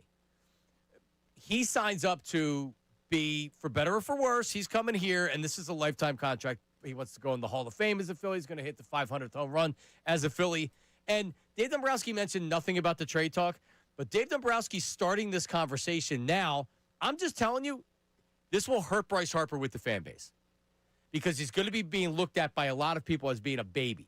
And it's only because he didn't produce. That's it. You said it in the text. He hasn't produced. But, like, we react in Philly, and I'm right there. I'm frustrated as well. And at some point, I very well may be like, you know what? Like, it's time to move on. You need to, like, they need to look to trade Bryce. And it probably will happen, if we're being honest. It probably not now, but it probably will happen in the future, whether he goes to Las Vegas or whatever, right? But you don't need to start this process right now at all. No. It's a bad look. 610-632-0975. So yesterday there was a tush-push fumble that was a non-fumble that drew criticism around the NFL. Kayvon Thibodeau had words for the play afterwards. We'll discuss and we'll have that for you on Middays with Marks, 97.5 The Fanatic. The Fanatic's Andrew DiCecco, the Philadelphia Inquirer's Jeff McClain, and ESPN's Tim McManus. The best.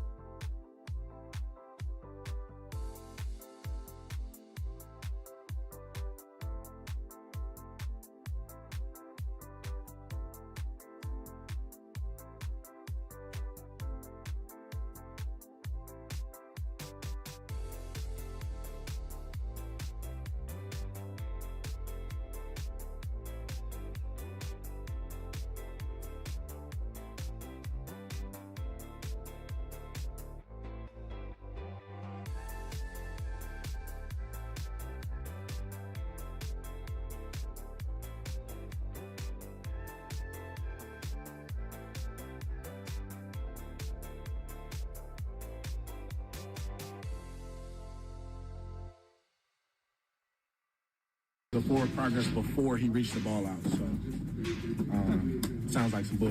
You didn't hear a whistle, right? And that's the hard part about the tush push. Yeah, sorry. I mean, that was a great call by the ref.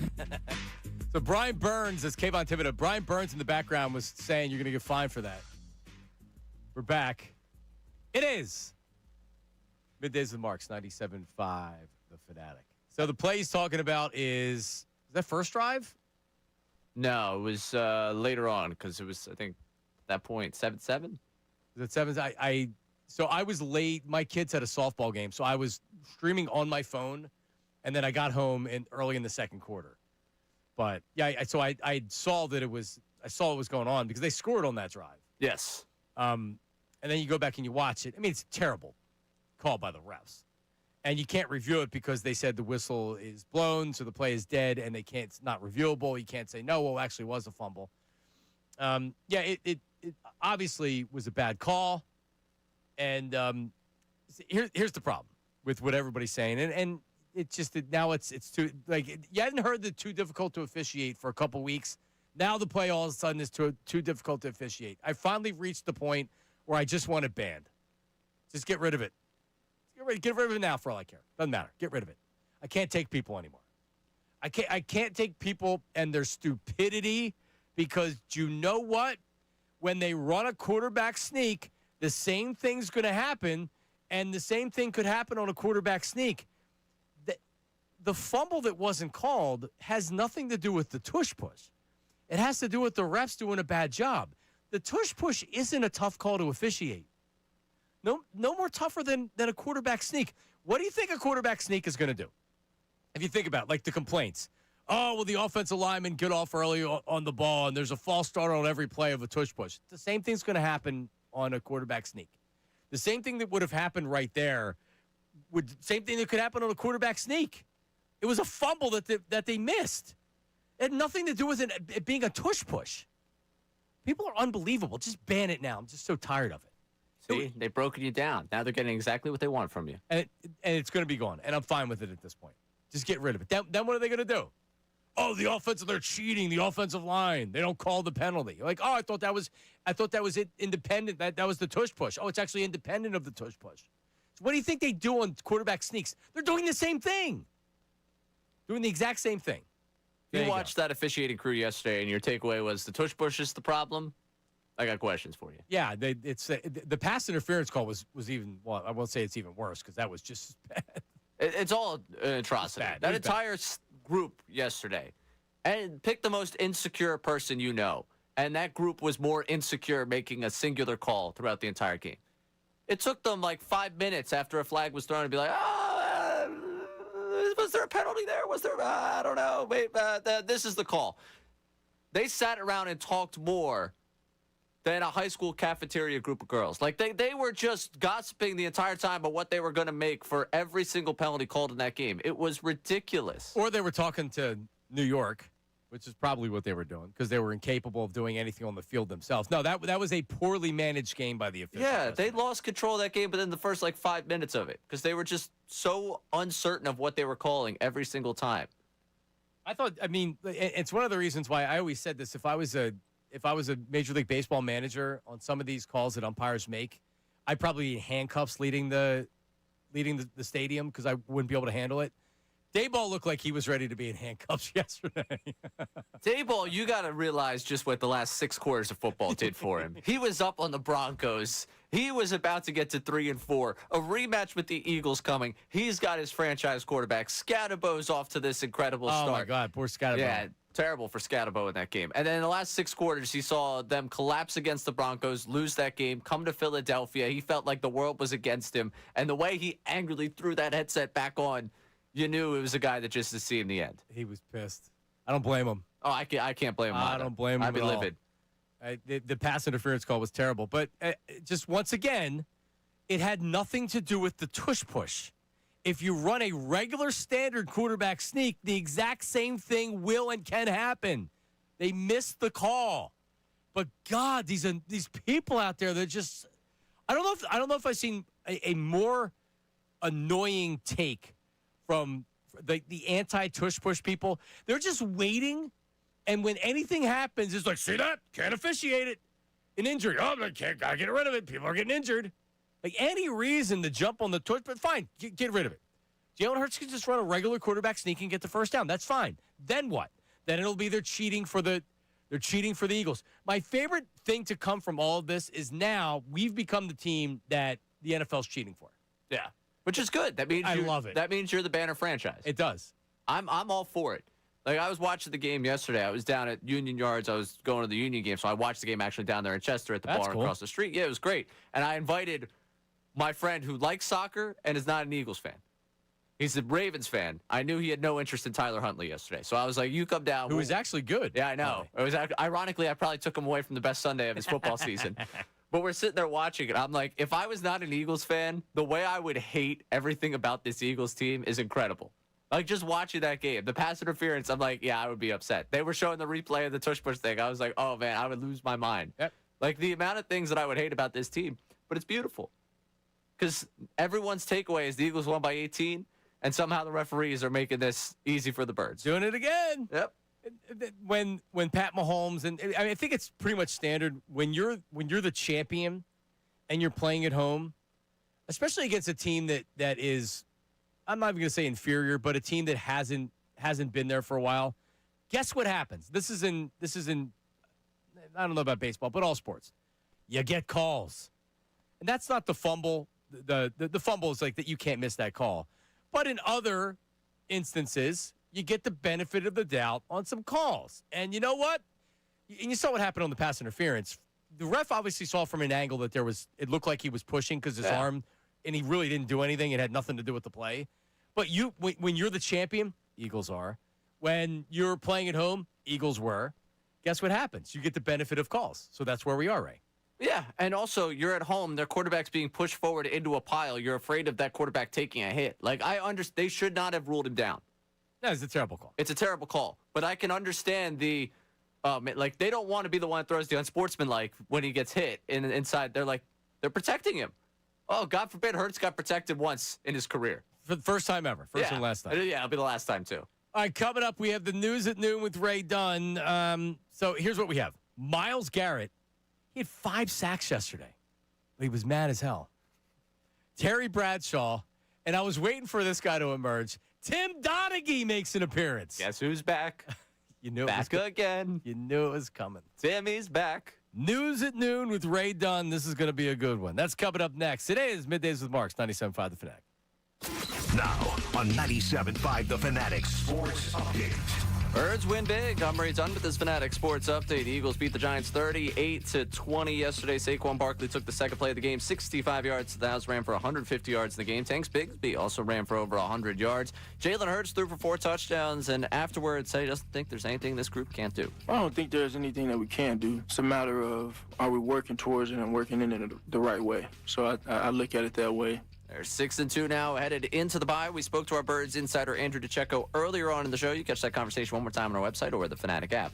Union won in PK's game 1 of the best of 3 series with the Chicago Fire yesterday. Jesus Bueno had the winner for the Union in PKs. Flyers won a shootout on Saturday over the Islanders, proved 4-3-1 on the season. 76ers won on Saturday to get to 2-0. They'll try to go 3-0 tonight against the Magic. They will not have Joel Embiid. You can listen to the game right here on the Fanatic. This update is brought to you by Mercedes-Benz. Looking for an exceptional driving experience? Experience the power, precision, and intelligence of an iconic Mercedes-Benz SUV at your local Mercedes-Benz dealer today. I'm Ray Dunn on your home for the Sixers, Flyers, and the Union. 97.5 The Fanatic and 97.5thefanatic.com.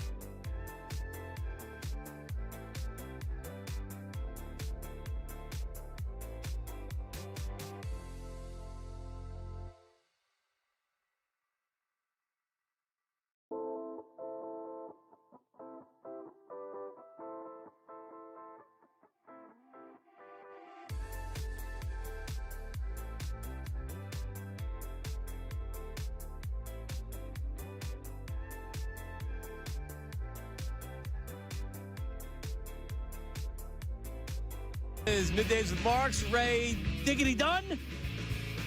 Harry Mays tomorrow, as we seem to be in the Tuesday-Friday rotation of Harry Mays. News at noon coming up here in just 1 second. Did I lose my, is this today? Oh, this is today. Because I got to tell you that Football Monday brought to you by the local Bryant Home Comfort Team. Visit nopaybryant.com to keep your HVAC in the starting lineup. And you're listening to 97.5 The Fanatic, WPEN HD1 Burlington, Philadelphia, A. Beasley Media Group Station. Broadcasting live from the Comcast Business Studio, powering possibilities.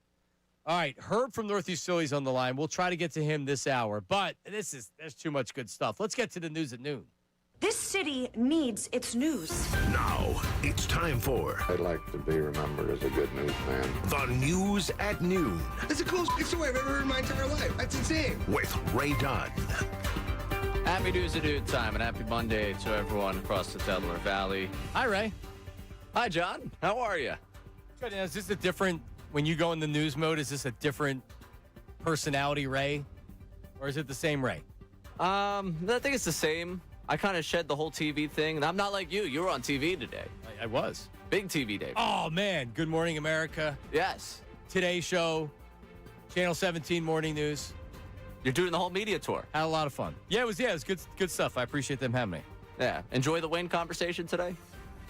Excited Eagles talk? Oh, are you kidding me? Yeah, I was going to say, today is just a banner day for that. Don't worry about it. Enjoy the win, man. Yeah. I was enjoying the win yesterday.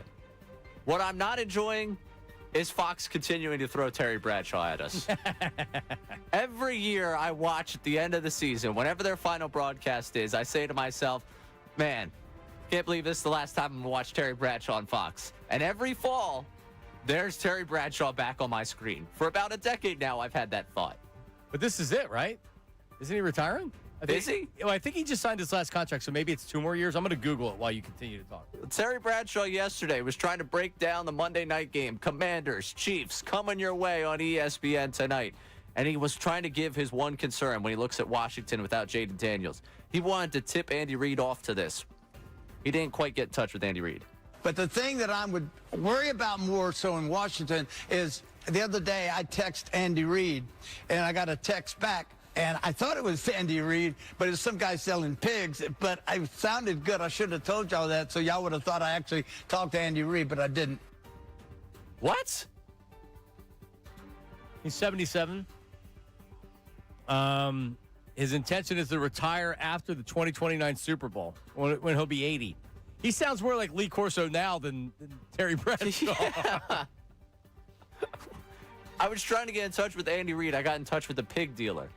Yeah, I don't watch the pregame or postgame shows. The only time I would do that would be if I was over somebody's house and they had it on. The minute the Eagles game's over, for the most part, I'm going the red zone. Mm-hmm. And then I DVR the postgame on NBC Sports Philly, and then I'll maybe tune into that.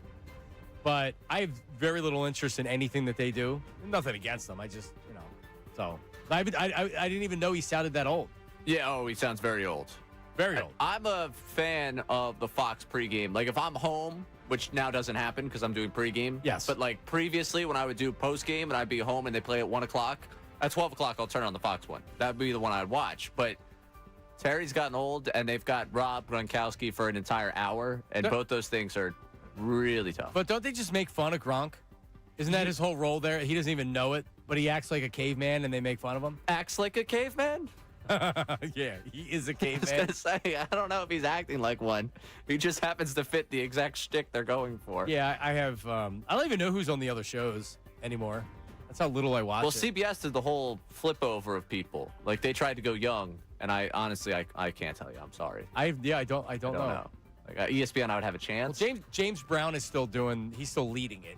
Yeah, but I think I don't know. Anyway, I'm a Fox guy when it comes to the pregame. So Terry Bradshaw with a pig dealer, is that what he said? Pig dealer. Tried to get in touch with Andy Reid. Got in touch with a pig dealer.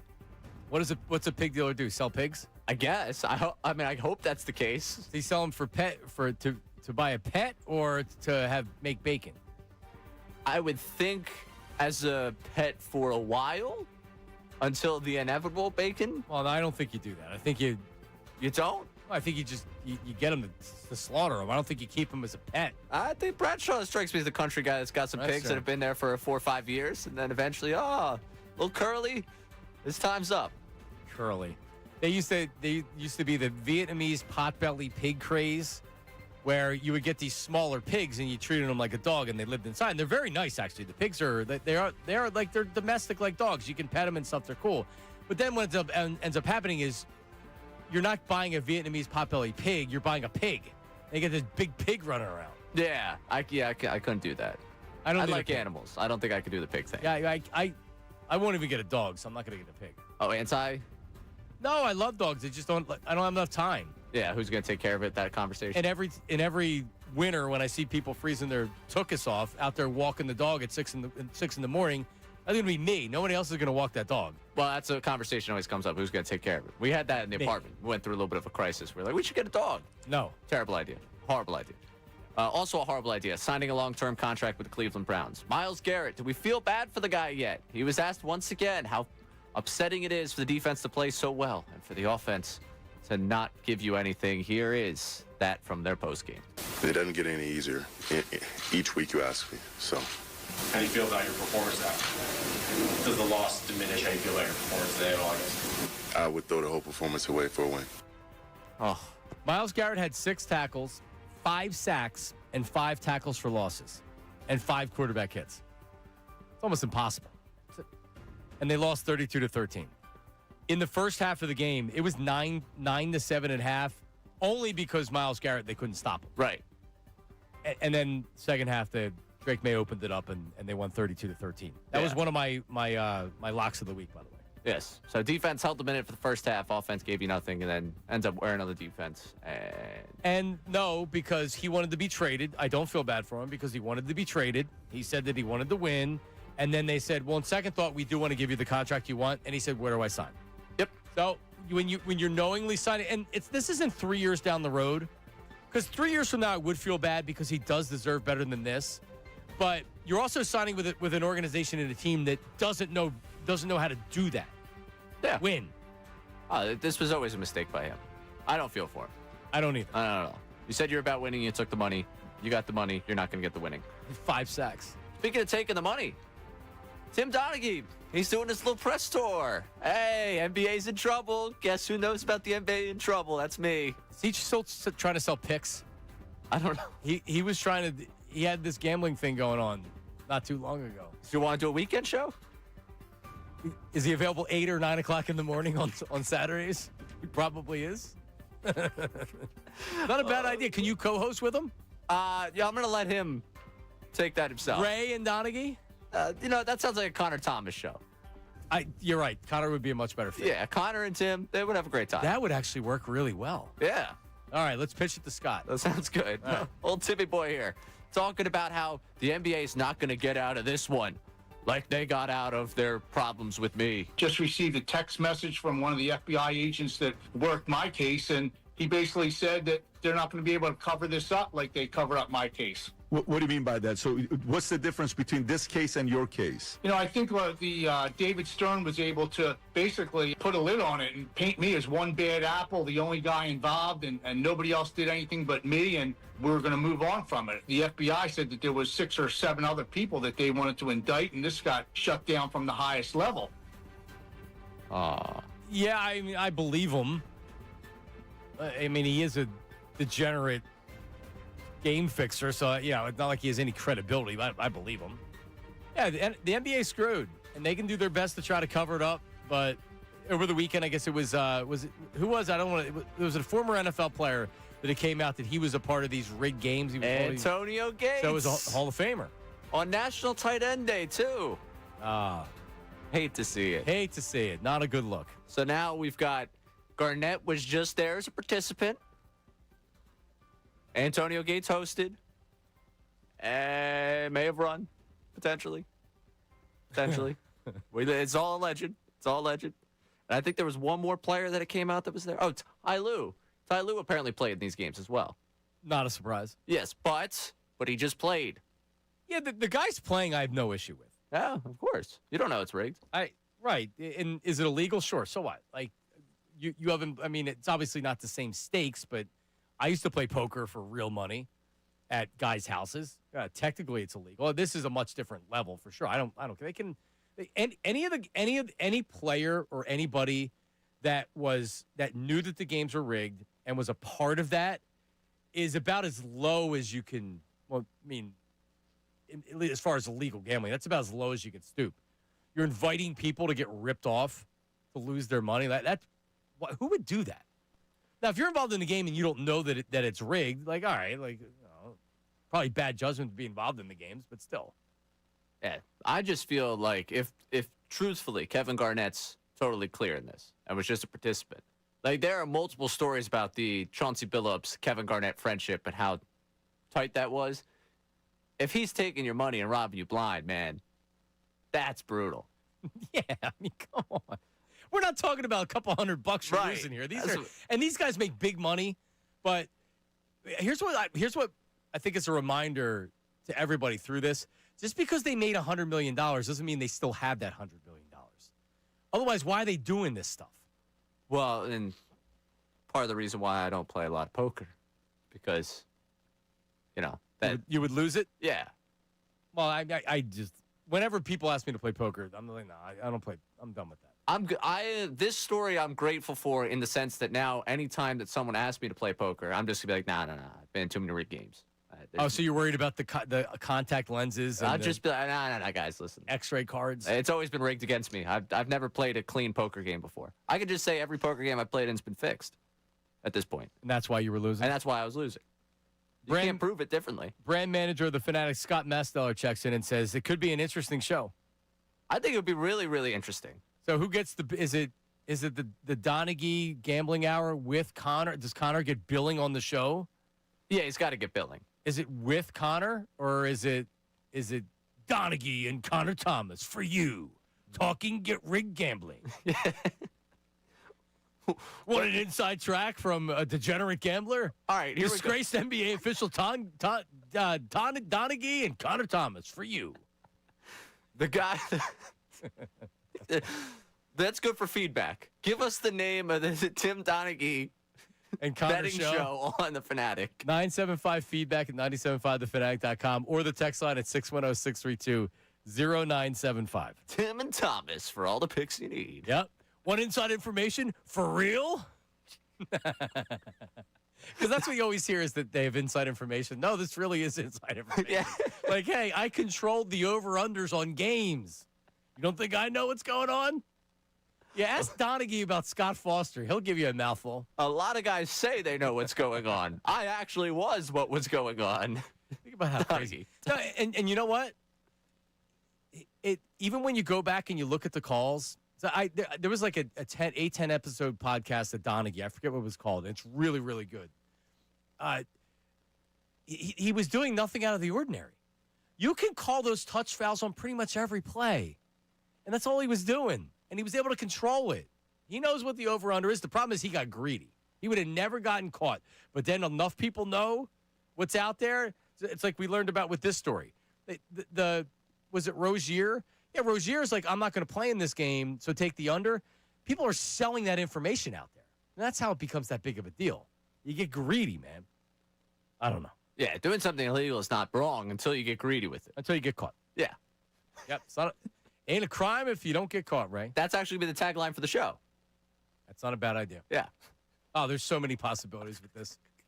Connor with a mustache and Donaghy. Awesome.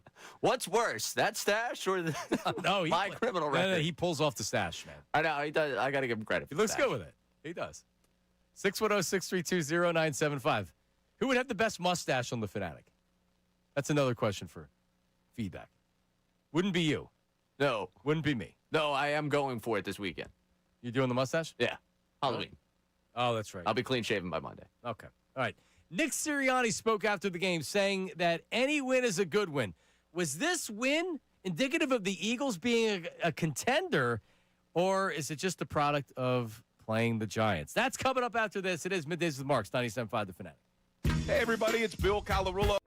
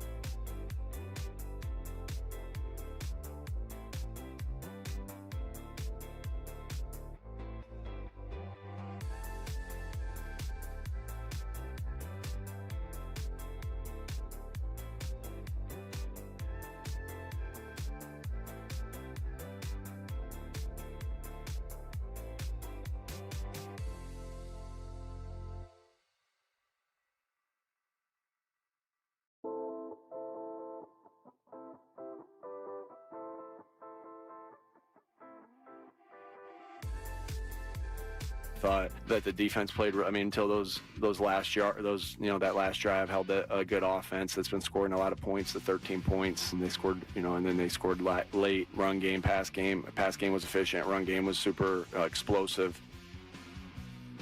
And Nick Sirianni, very happy. Eagles win. I don't think anybody today. Hell yeah.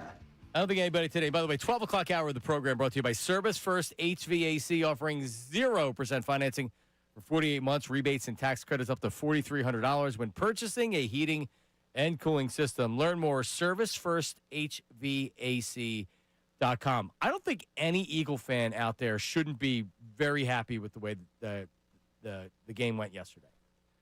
Giants scored a late touchdown. That was garbage. They were Eagles dominated the game. And based on what you saw a couple weeks ago, where the Eagles weren't ready for that game. Short week. That was the Giants Super Bowl, and they took it to them. And by the end of the game, the Eagles were like, all right, this ain't our week. Let's get this over with. And that's what it looked like in the fourth quarter. But the reality of the situation is there are 8 games in the season. They have a bye week. They have a tough schedule coming out of the bye, and this is where they need to start their run. And beating the Giants just got them into the bye week on an impressive note, which is good. It gives them confidence. It makes the fans feel better, but it gives them confidence going into the bye week, take the week off, and then you're coming out, and you got legit teams to play right off the bat. But the way that they've been able now to, in consecutive weeks, they said, you know what, we're going to throw the football. We're going to throw the football effectively. We're going to add some new wrinkles. The offensive coordinator, the play calling, everything seems to have improved from when they were struggling. They went through a struggle, and Patullo, thumbs up, more confidence.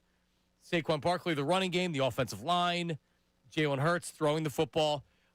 I don't think I could feel any better about this Eagles team heading into a bye week, other than they started the season 8-0 and they've been thumping everybody. That's not how the season has went so far. No, there's a lot of football left to play, and ultimately we're not even in November yet. So how the Eagles are playing the week before Halloween, who knows how they're going to be playing in November. But are most people feeling good? Ray, you've been monitoring the text line all day. I'm feeling very good. Yeah, a lot of people feel good. I think the idea they got off the mat is the biggest thing for people.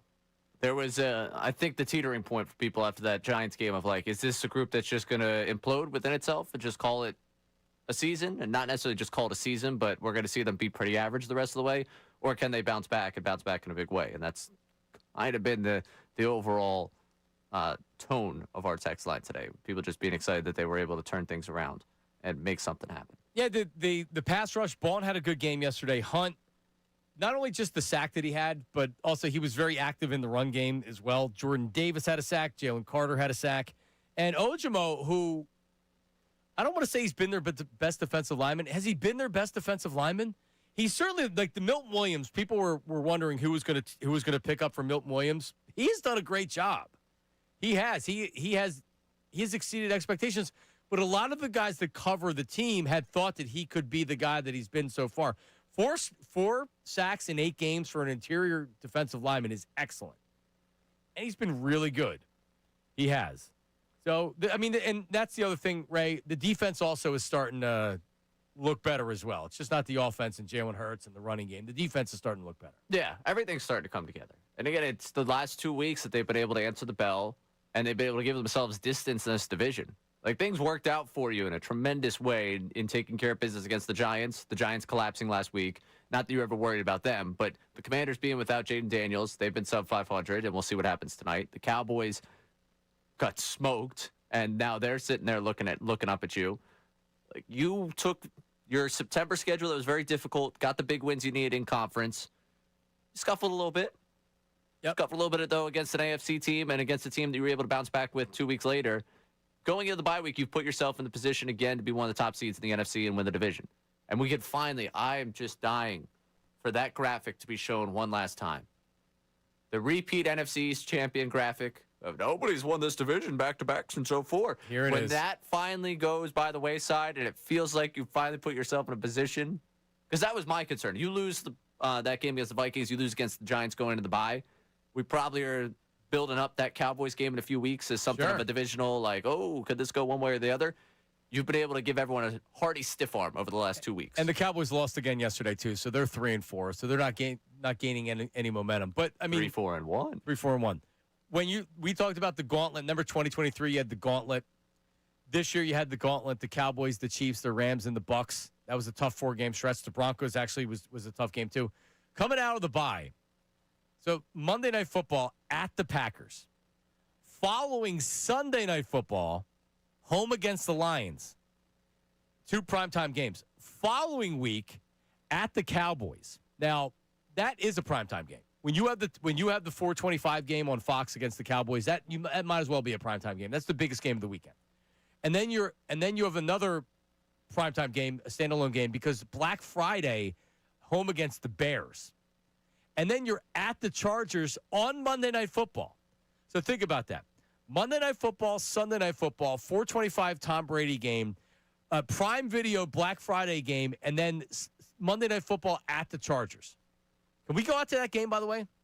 We should be out there. Philly Sports Trips? Yeah, I think we should be out there for that. Why not? Lots of available tickets normally when you go out there. But that's a tough game, 5-game stretch. Packers, Lions, Cowboys, Bears, Chargers. Oh, yeah. Well, the Bears game seems a little bit less difficult now. The Bears have begun to bear. Cowboys yesterday makes you probably feel more encouraged that that's going to be a little bit easier than you thought. Agreed. So it's those first 2 games. Like, what you do in that 6-day stretch between the Packers and the Lions is the difference between you being one of the top seeds in the NFC and you playing whoever, like, 5 or 6 are. And then you finish home Raiders, at Commanders, at Bills, home Commanders. Just going to that 6-game stretch for a second. I'm going to steal a line from our favorite guy. Fine line. Those 2 games are going to be a fine line between you potentially being a 1 seed or you playing wild card weekend. Agreed. And it's become such a fine line because there's only 1 bye. All right, that 5-game stretch, would you sign up for 3-2 right now? At Packers, as long as those 2 losses aren't both the Packers and Lions. No, you don't get the details. Okay, then no, I don't sign up.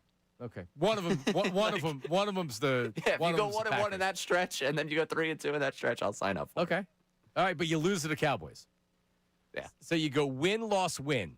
Win Packers, loss Lions, loss Cowboys. They didn't sweep the Cowboys. The season's a waste. There's only 2 games I care about all year. They could go 0-15 the rest of the year, but as long as they beat the no, I don't care. Well, are you a snot-nosed young Eagle fan that doesn't care about the Cowboys? No, I care about the Cowboys. Okay, just checking. But, like, if you tell me they beat the Packers but lose to the Cowboys, you're okay with that? Up for that one. All right.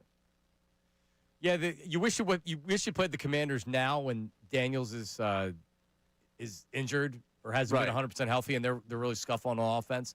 You hope you're not playing them when they figure it out and they're making a playoff push. Well, and here's a show sheet we're gonna bank.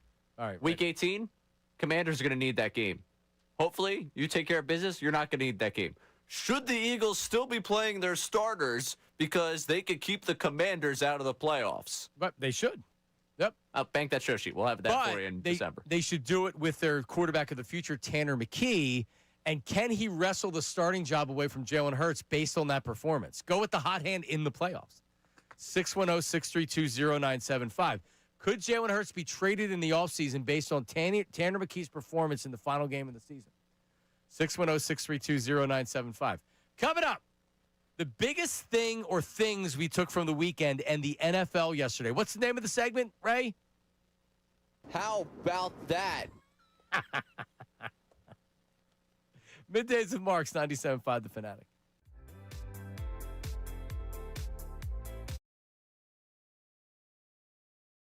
Done with this Fanatic Sports update.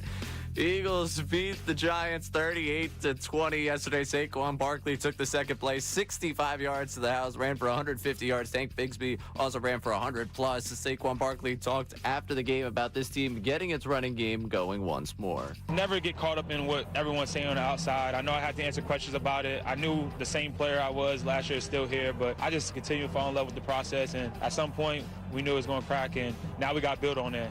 Running game wasn't enough for you. Jalen Hurts threw for 4 touchdowns. Andrew DeCecco joined us at 10:55 today to talk about the Birds. You can catch that conversation one more time on our website or the Fanatic app. Union won PKs in game 1 of the best of 3 series with the Chicago Fire last night. Jesus Bueno had the winner for the Union. Flyers won the shootout on Saturday over the Honors, improved to 4-3-1. 76ers won Saturday over the Hornets, trying to go 3-0 tonight against the Magic without Joel Embiid. You can listen to that game right here on the Fanatic. This update is brought to you by AutoZone. Get in the zone. The free AutoZone Fix Finder service can help troubleshoot the likely cause your pesky check engine light for free and get you back on the road. Restrictions apply. Get in the zone. AutoZone. I'm Ray Dunn on your home for the Sixers, Flyers, and Union. 97.5 The Fanatic, 97.5thefanatic.com.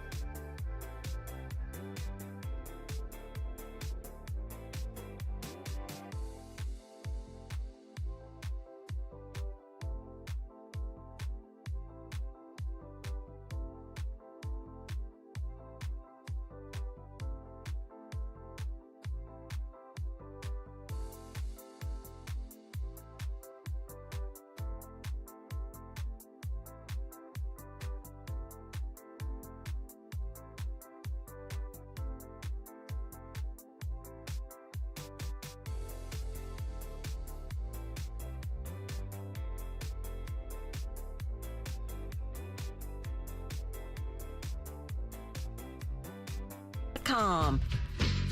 All right, we're back. It is Middays with Marks, 97.5, The Fanatic. As I think it'll have a produced open going forward, but this was a great idea by Ray. And hit the cut, Ray, so just so people for context. How about that? That was Ray doing soccer play. But was that the women's game or the men's game? One of the two. It was a long day. So that was a part of Ray's goal call in one of the Temple soccer games. He gave a how about that? So that's the name of the segment. How about that? How about that? How about that? So Ray's got an NFL thought. I have an NFL thought. Ray, I'm gonna start with you, with yours. All right. How about that Jordan Love, baby? Oh, Aaron Rodgers, the story all week. He's going to beat the Pack. The Steelers going to prove themselves to be real competitors. And sure enough, the Steelers look like they have him in the first half. Thought you had him in the first half. And Jordan Love turns it on in the second half. That Packers offense gets going. And that Packers team, it's still the same problem with him specifically and the entire group. The inconsistency, they're one of those teams you feel like the week you're like, oh, this team's just going to handle this, take care of business. They're going to be fine, i.e. that Browns game. They don't figure it out. Or they go up against the Cowboys, they allow 40 points after we talked just about how great that defense was. There's still inconsistencies in Love's game with that Packers team, but how about that Jordan Love knocking off Aaron Rodgers?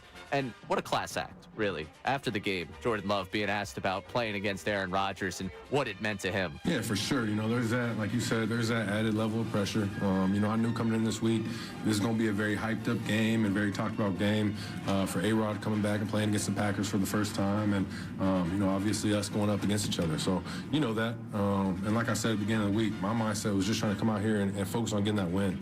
Try and block all that extra stuff out and just be the player I need to be and focus on what their defense does and find ways to take advantage of that and coming out here and getting this win. But definitely I knew coming into the week what was, entailed. What a classy guy. Didn't bury Aaron Rodgers the way Rodgers would have buried the Packers organization had he won that game. How about that? Just a classy individual that throws for 300 plus and gets the victory over the Steelers. Yeah. That Packers team, for real. No, and Tucker Kraft is legit. This dude is good. That 50-50 ball that he jumped and caught. Man, he yards after the catch. He's athletic. They got a couple running backs. They always have a couple of wide receivers. Watson can never stay healthy. Nope. He was back last night. Watson, Dobbs, Golden. They hope one of them becomes a one, and they still haven't found it. And Micah Parsons. How about that Micah Parsons? How many did he have?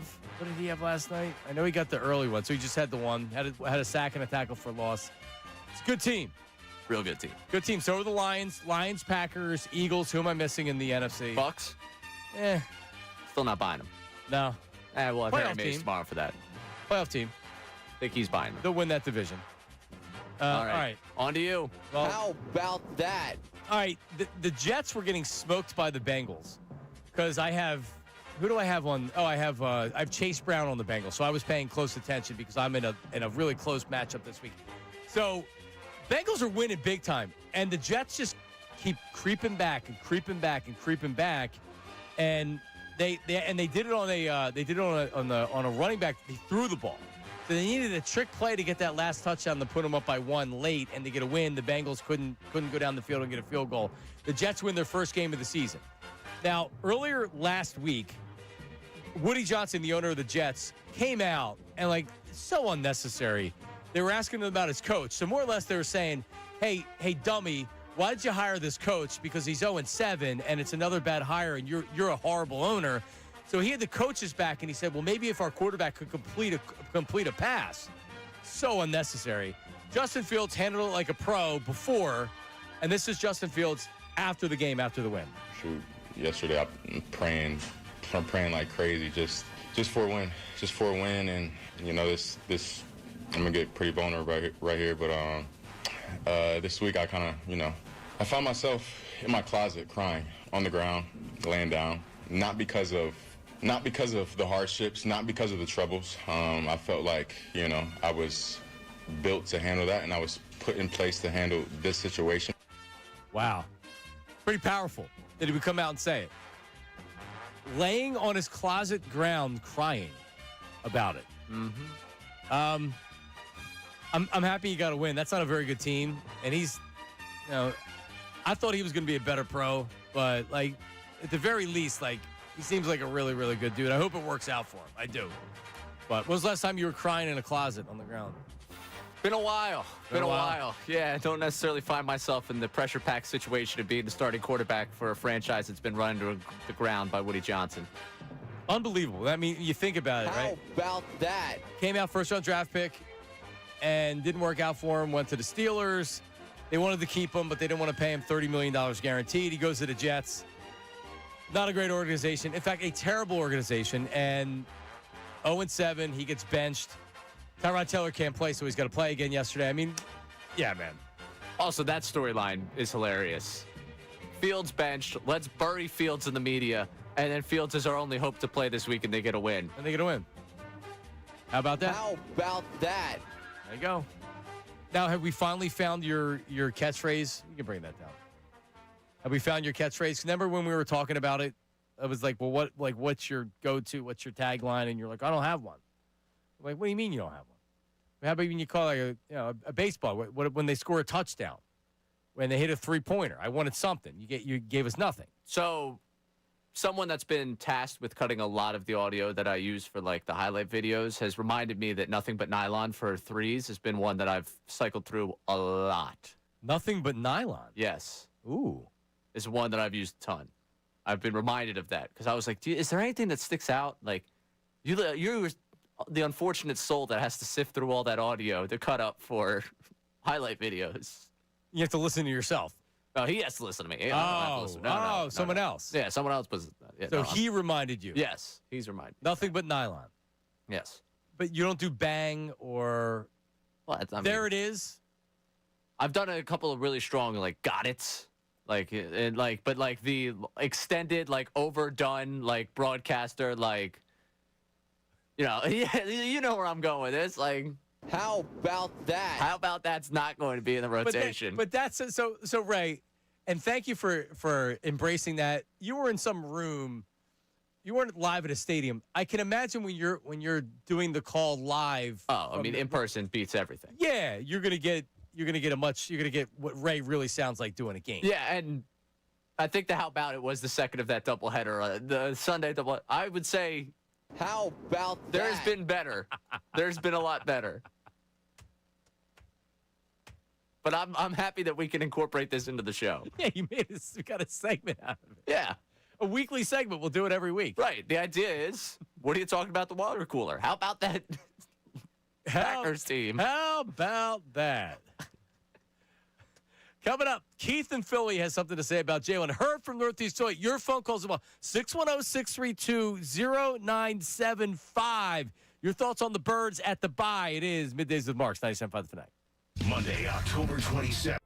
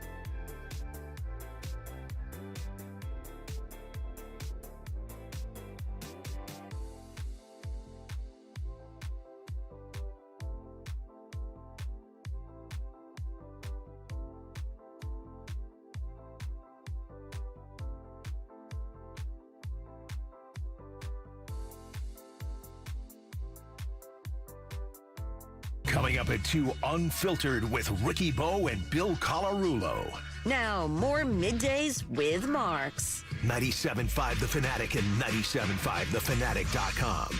All right, let's go out to the let's get your update on the roadways here with traffic.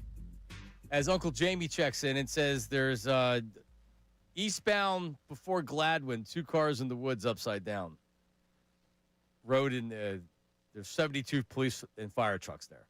So he's listening in a snarl on the Schuylkill Expressway. There you go. So if you're out there listening, it might be a little while. That's eastbound. So I guess he was just getting the what's it called the delay if you're going the other way. You're rubbernecking, but there's an official traffic term for it. I could have seen myself doing traffic. I was going to say, this is the first traffic update we've had on WPEN since... Ever? We used to do in the mornings when we were on the AM, we used to do like a very basic traffic update because it was sponsored. Right. I mean, I would do a traffic update sponsored. Really? Sponsored's the key word there. So listen, if we did traffic on the 5s, that would be the most original idea. No radio station has ever done something like that. Correct. And it could be a real whirlwind for us, ratings-wise and revenue-wise. Yeah. Like I said, sponsored. You can get me to a lot of things sponsored. Yeah, pretty much anything to get rated to. Sponsored. But Uncle Jamie also says the following. How would Philadelphia react if Justin Fields was the quarterback? If our quarterback said what he said. He was laying on the ground crying in his closet. I would imagine if we were in the exact scenario, Woody Johnson is such a villain and that you would hate the organization so much at that point. Great point. That we would have Justin Fields back on that one. Great point. Had Hurts said that, like, during the week after the Giants game, he was sitting in the closet crying after they were 4-2, we probably would have a different reaction. 0-7, Woody Johnson says you need your quarterback to complete a pass, and Woody Johnson's been the ire of us for over a decade. We'd probably have the quarterback back, No, like I think. The Jets are one of the worst organizations in sports. Yes. Bad organizations lose because of bad ownership. And Jets fans know that more than anybody, and you're right. They would be like, man, another one bites the dust from this idiot Woody Johnson. Yeah, it's a good point. I had said that as far as the media, because of today's climate, and it's a good thing, I mean, no one's going to come out and call the guy soft. I mean, you may get somebody to call him soft, and you would have a lot of people online that would say it. You'd have social media calling him soft. Do I think that there's today probably someone at New York Sports Talk Radio that's going to call him soft? Yeah, I do. I don't. Ooh, I think so.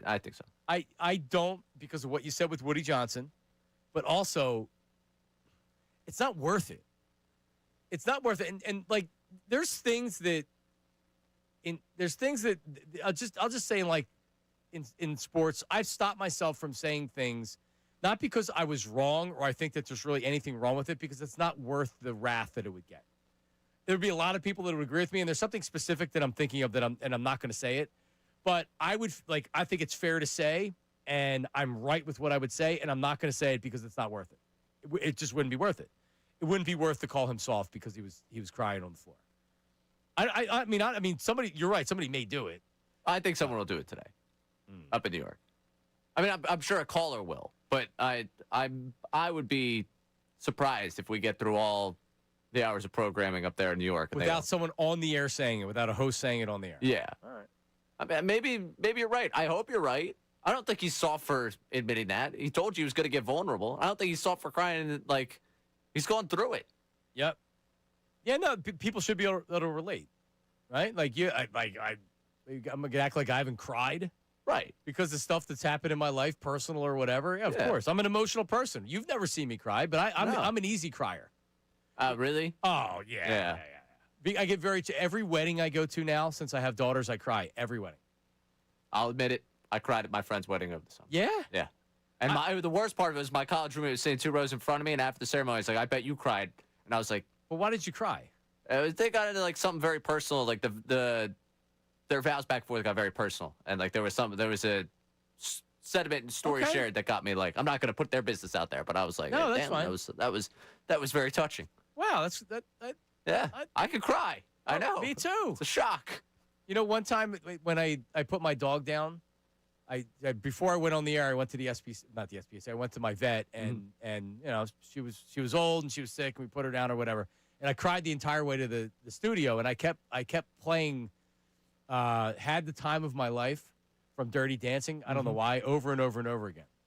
That and I don't want to wait for others to be over. Yeah. And I was crying the whole time. And I'm not making this up.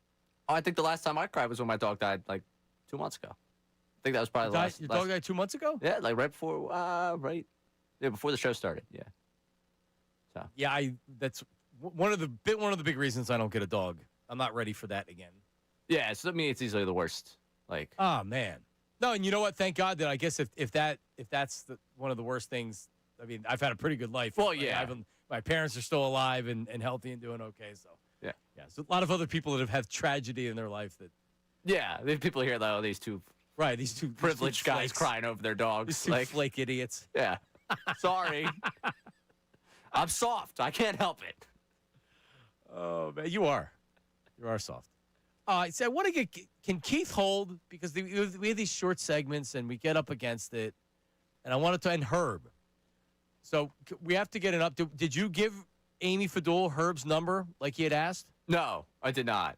Are you planning on doing that? No, I will not. I don't have her number. Otherwise, I would share. I would just give it to Herb if I had the number. I'm sure she wouldn't mind. Now Can you give Herb Amy's number? Now I'm also not giving you Amy's number.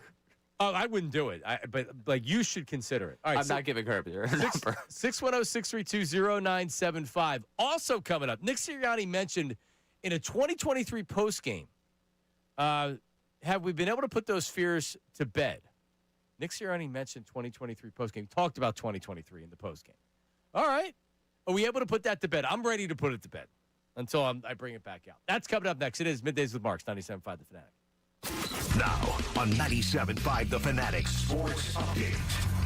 Birds win big. I'm Ray Dunn with this Fanatic Sports Update. The Eagles beat the Giants 38-20 yesterday. Saquon Barkley took the second play, 65 yards to the house. He ran for 150 yards. Tank Bigsby also run for over 100 yards. Jalen Hurts threw for 4 touchdowns, and after the game, he said he doesn't think there's anything this team can't do. I don't think there's anything that we can't do. It's a matter of, are we working towards it and working in it the right way? So I look at it that way. Birds 6-2 going into the bye. They'll play the Packers Monday Night Football in 2 weeks. Andrew DeCecco, our Birds insider, joined us earlier in the show to break down everything going on with the Birds. You can catch that conversation one more time on our website and the Fanatic app. Union won at PK's in Game 1 of their best-of-3 series with the Chicago Fire to open up the postseason. Jesus Bueno had the winner for the Union. Flyers won a shootout on Saturday over the Islanders, improved for 4-3-1. 76ers won Saturday over the Hornets, try to go 3-0 tonight against the Magic. No Joel Embiid. You can listen to the game right here on the Fanatic. This update's brought to you by AutoZone. Get in the zone. The free AutoZone Fix Finder service can help you troubleshoot the likely cause your pesky check engine light for free and get you back on the road. Restrictions apply. Get in the zone. AutoZone. I'm Ray Dunn on your home for the Sixers, Flyers, and the Union. 97.5 The Fanatic and 97.5thefanatic.com. The Philadelphia Flyers.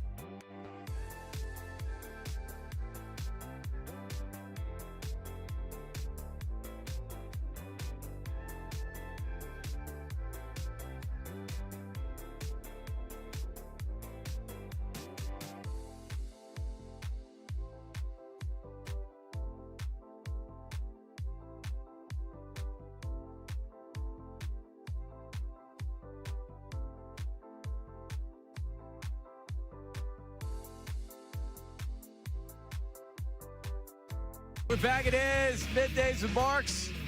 97.5 The Fanatic. WPEN and WPEN AC1 Burlington, Philadelphia, Beasley Media Group Station, broadcasting live from the Comcast Business Studio, powering possibilities.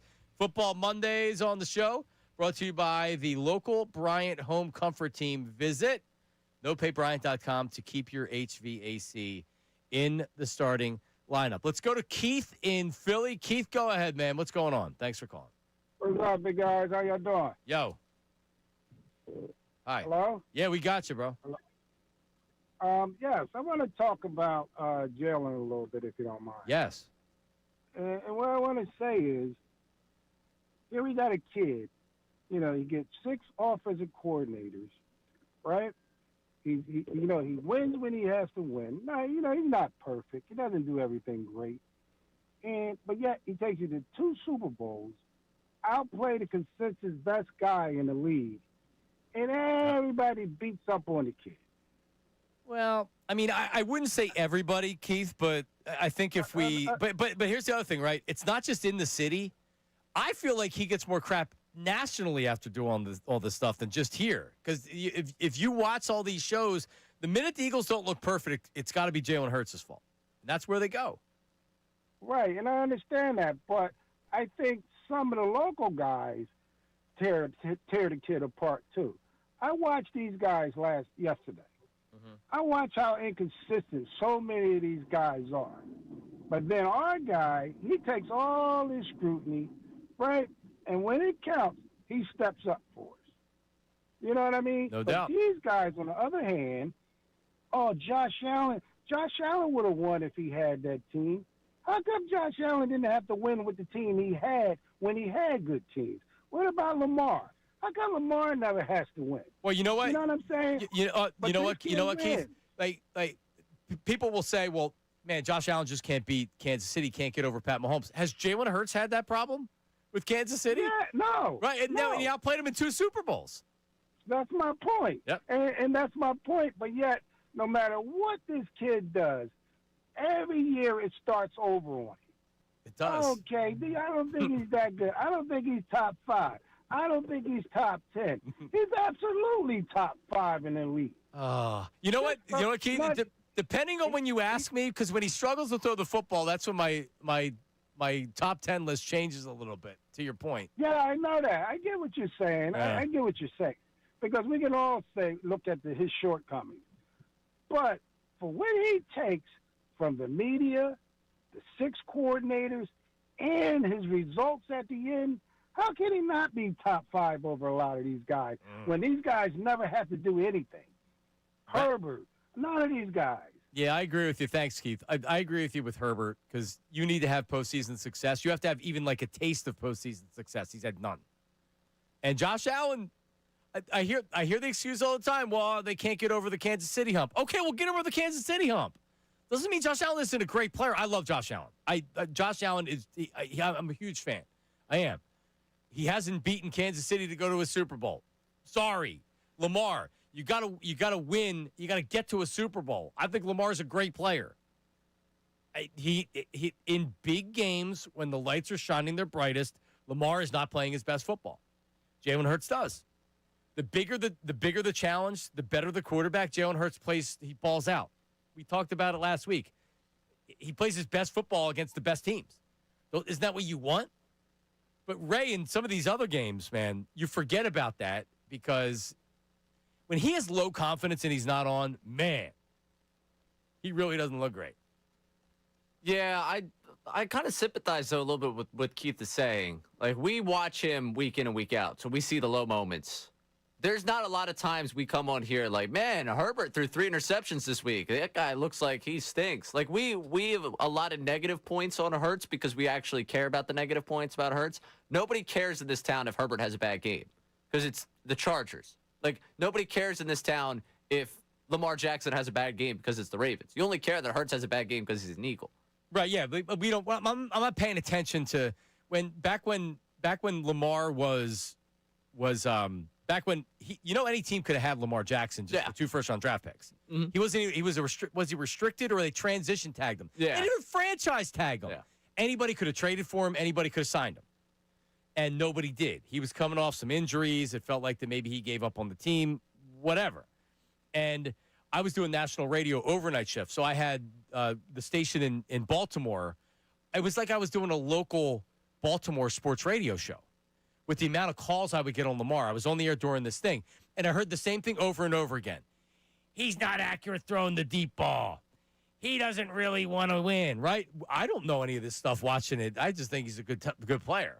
But, yeah, when you live locally, you have all the canned responses. You know what everybody's saying about it. Right. And I think that's why when we get into the Hurts conversation, after a couple of bad weeks, the people that never believed or the people that don't want to believe or the people that have a quarterback that they prefer to Jalen Hurts that isn't one of those top 4 guys love to come out and tell you that they'd rather have this guy, rather have that guy, that looks better here, looks better there. And then when he has one great week, people like Keith, or 2 great weeks in a row here where Keith comes out and he's like, well, he's still not getting the respect he deserves. And then you get the people calling saying that. Right. And they're absolutely right. Yeah.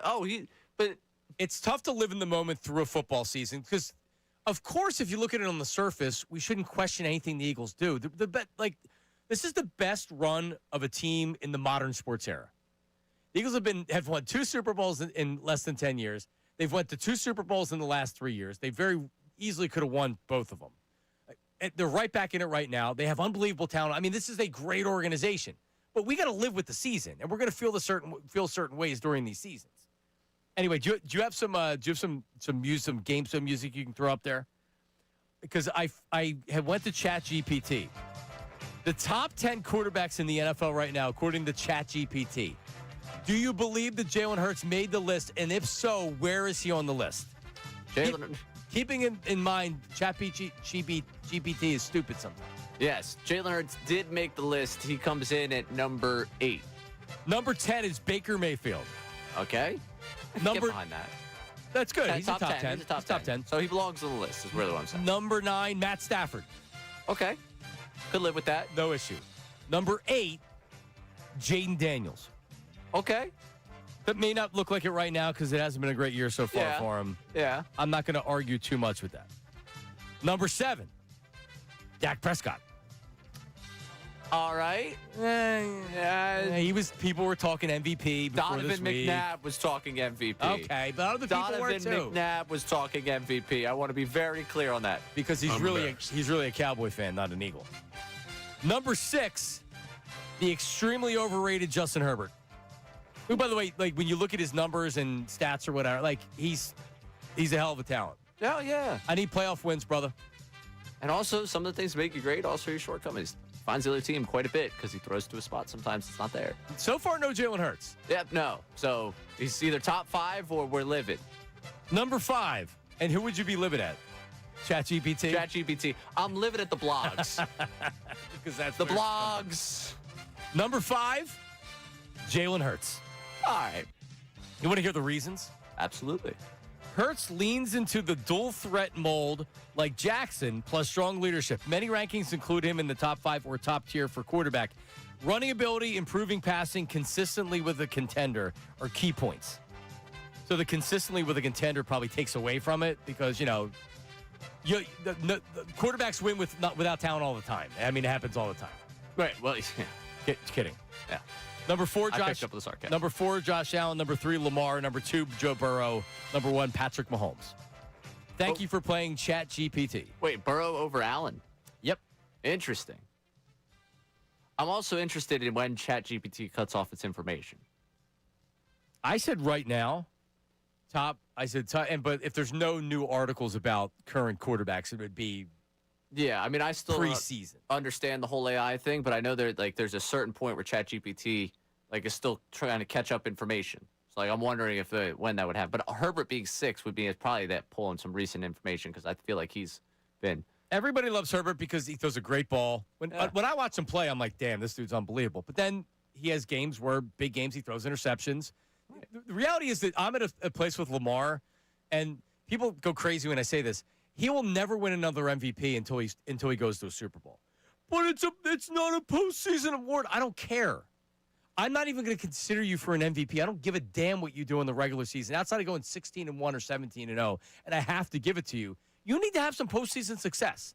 You didn't get 1, you didn't get 2, you get 3. Lamar's got to do it in the playoffs, man.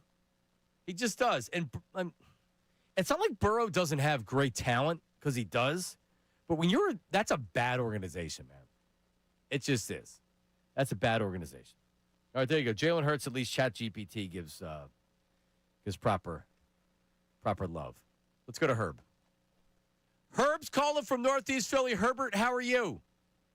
Hello, Johnny Marks. What's going on, brother? So Herb must have loved the game yesterday. I don't know if you know this. Herb is definitely #run the ball guy, but he wants it done with a fullback, not a running back.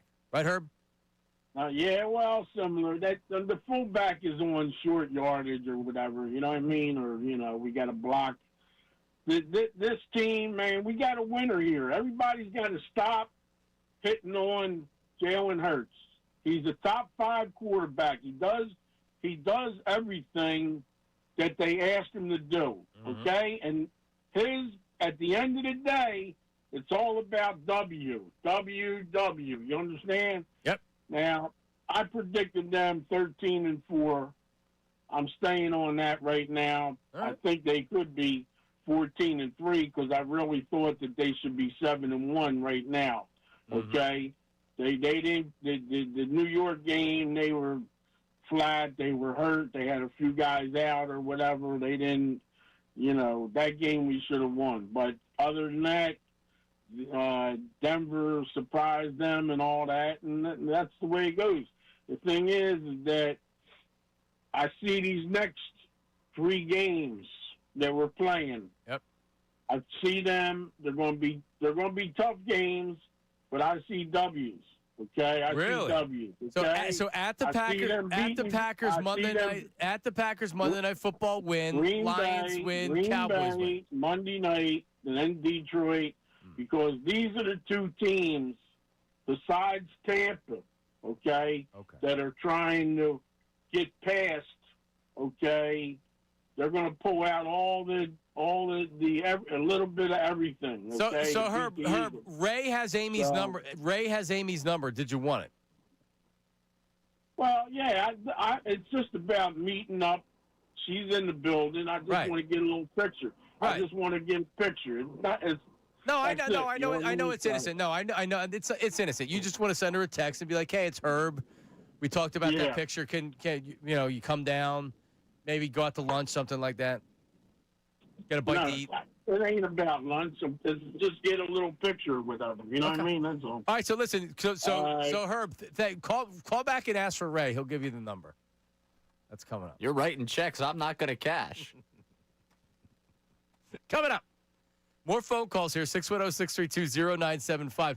And I feel like we started the wrong movement.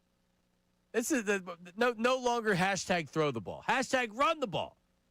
The running game came alive yesterday. Saquon Barkley spoke on it post-game. We'll play that for you coming up next. Middays with Marks, 97.5 The Fanatic. John Kincade.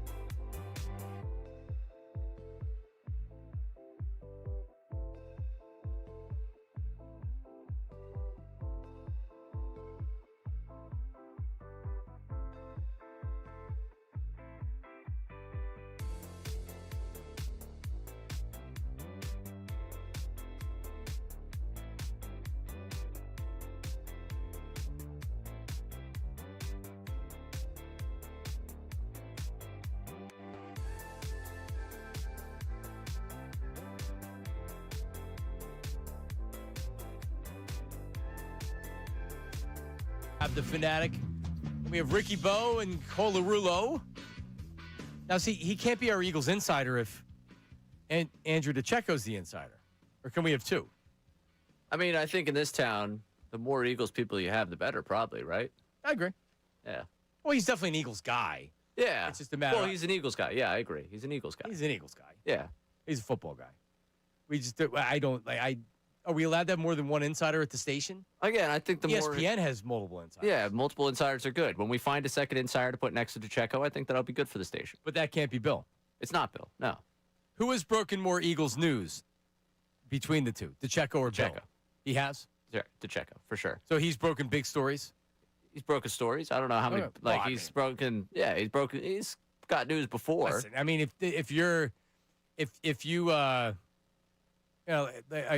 a couple of singles or a big home run, like Bill had the big home run.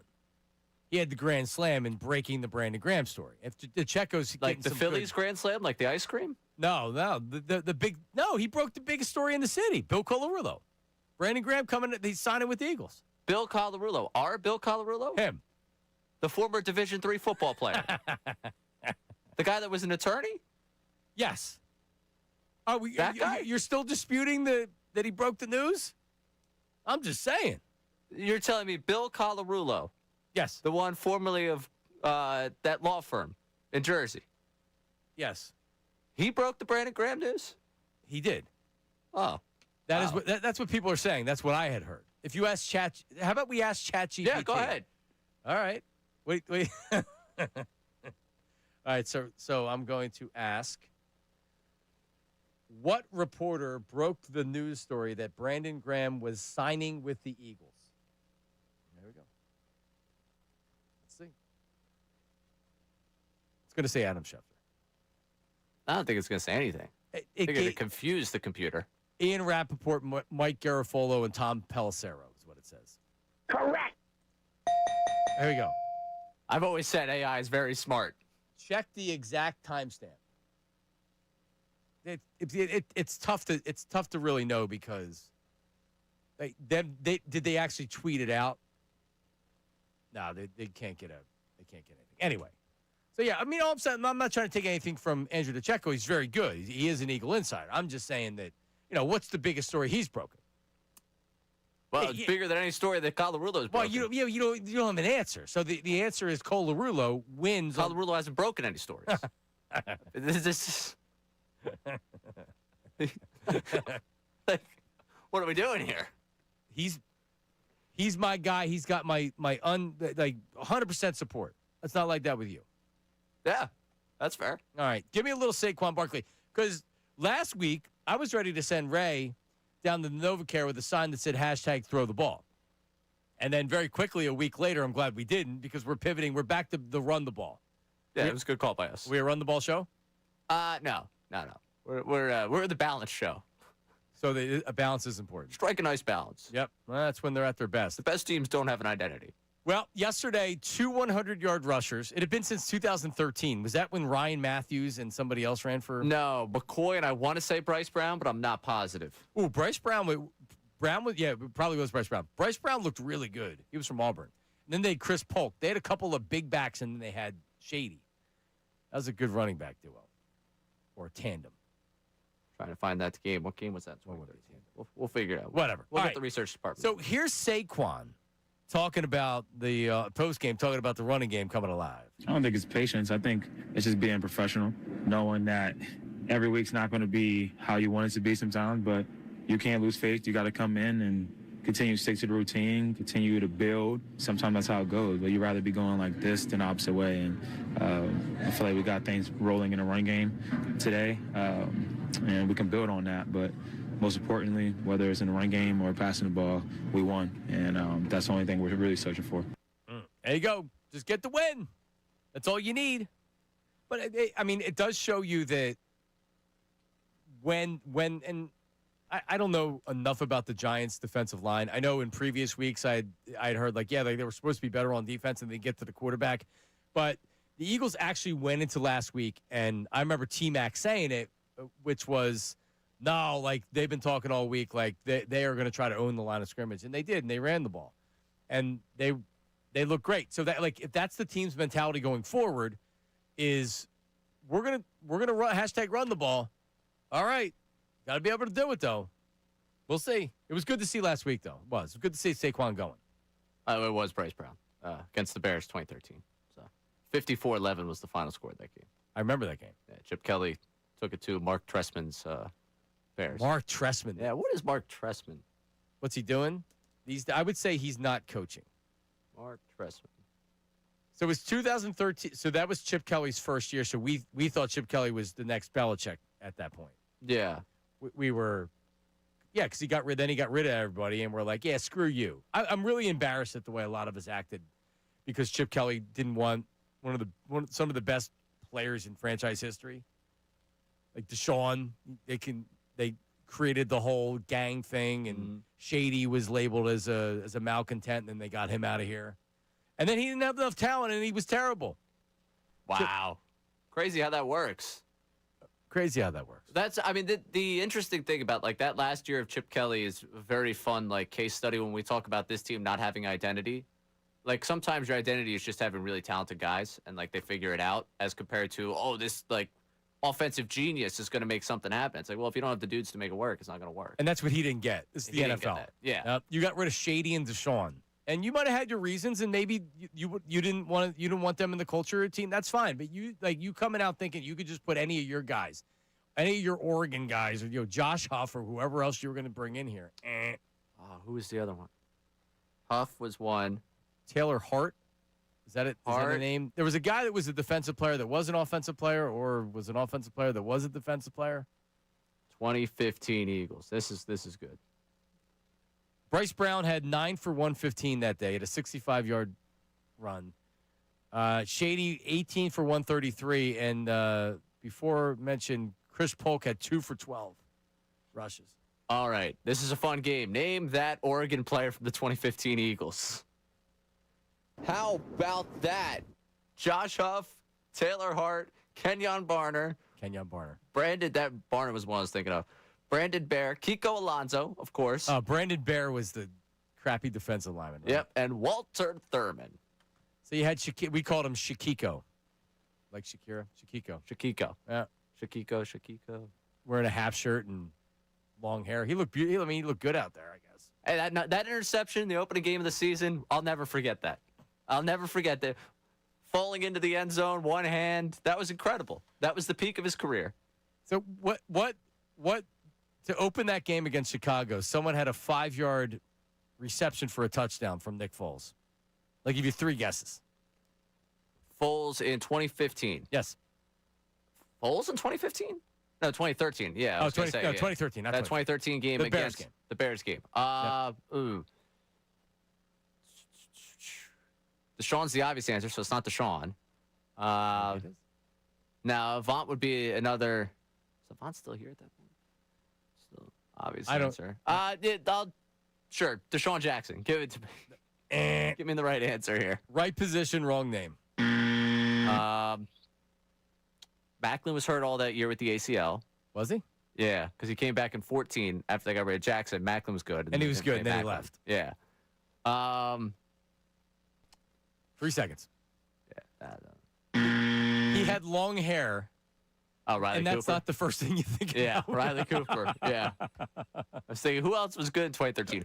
Oh, yeah. Oh, man. Yeah. No, but you know what it does? It gives me when I see that, and that's Chip Kelly to me, which is just you had something really good, man. And if you weren't so arrogant and you totally screwed it up. What a mess. And everywhere he's went, and I know they won a national championship last year at Ohio State. That had nothing to do with Chip Kelly. Everywhere he's went, he's been a mess. He's been a total disaster. What an awful, awful couple years in Eagles history. 610-632-0975. Mike from Drexel Hill has an interesting question coming up. We also have feedback last portion of the show. Don't go anywhere. And the Sixers are back in action tonight. We'll break away from the Birds a little bit in the last portion of the show. Middays with Marks, 97.5 The Fanatic.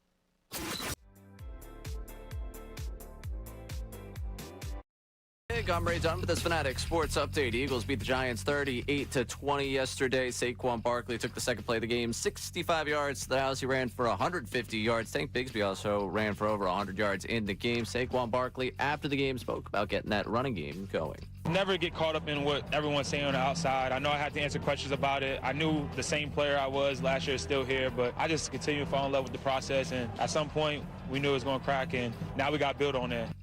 If you're not a big fan of running the football, don't worry. Jalen Hurts threw for 4 touchdowns in the game. We spoke to our Birds insider, Andrew DeCecco, earlier on in the show. You catch that conversation one more time on our website or on the Fanatic app.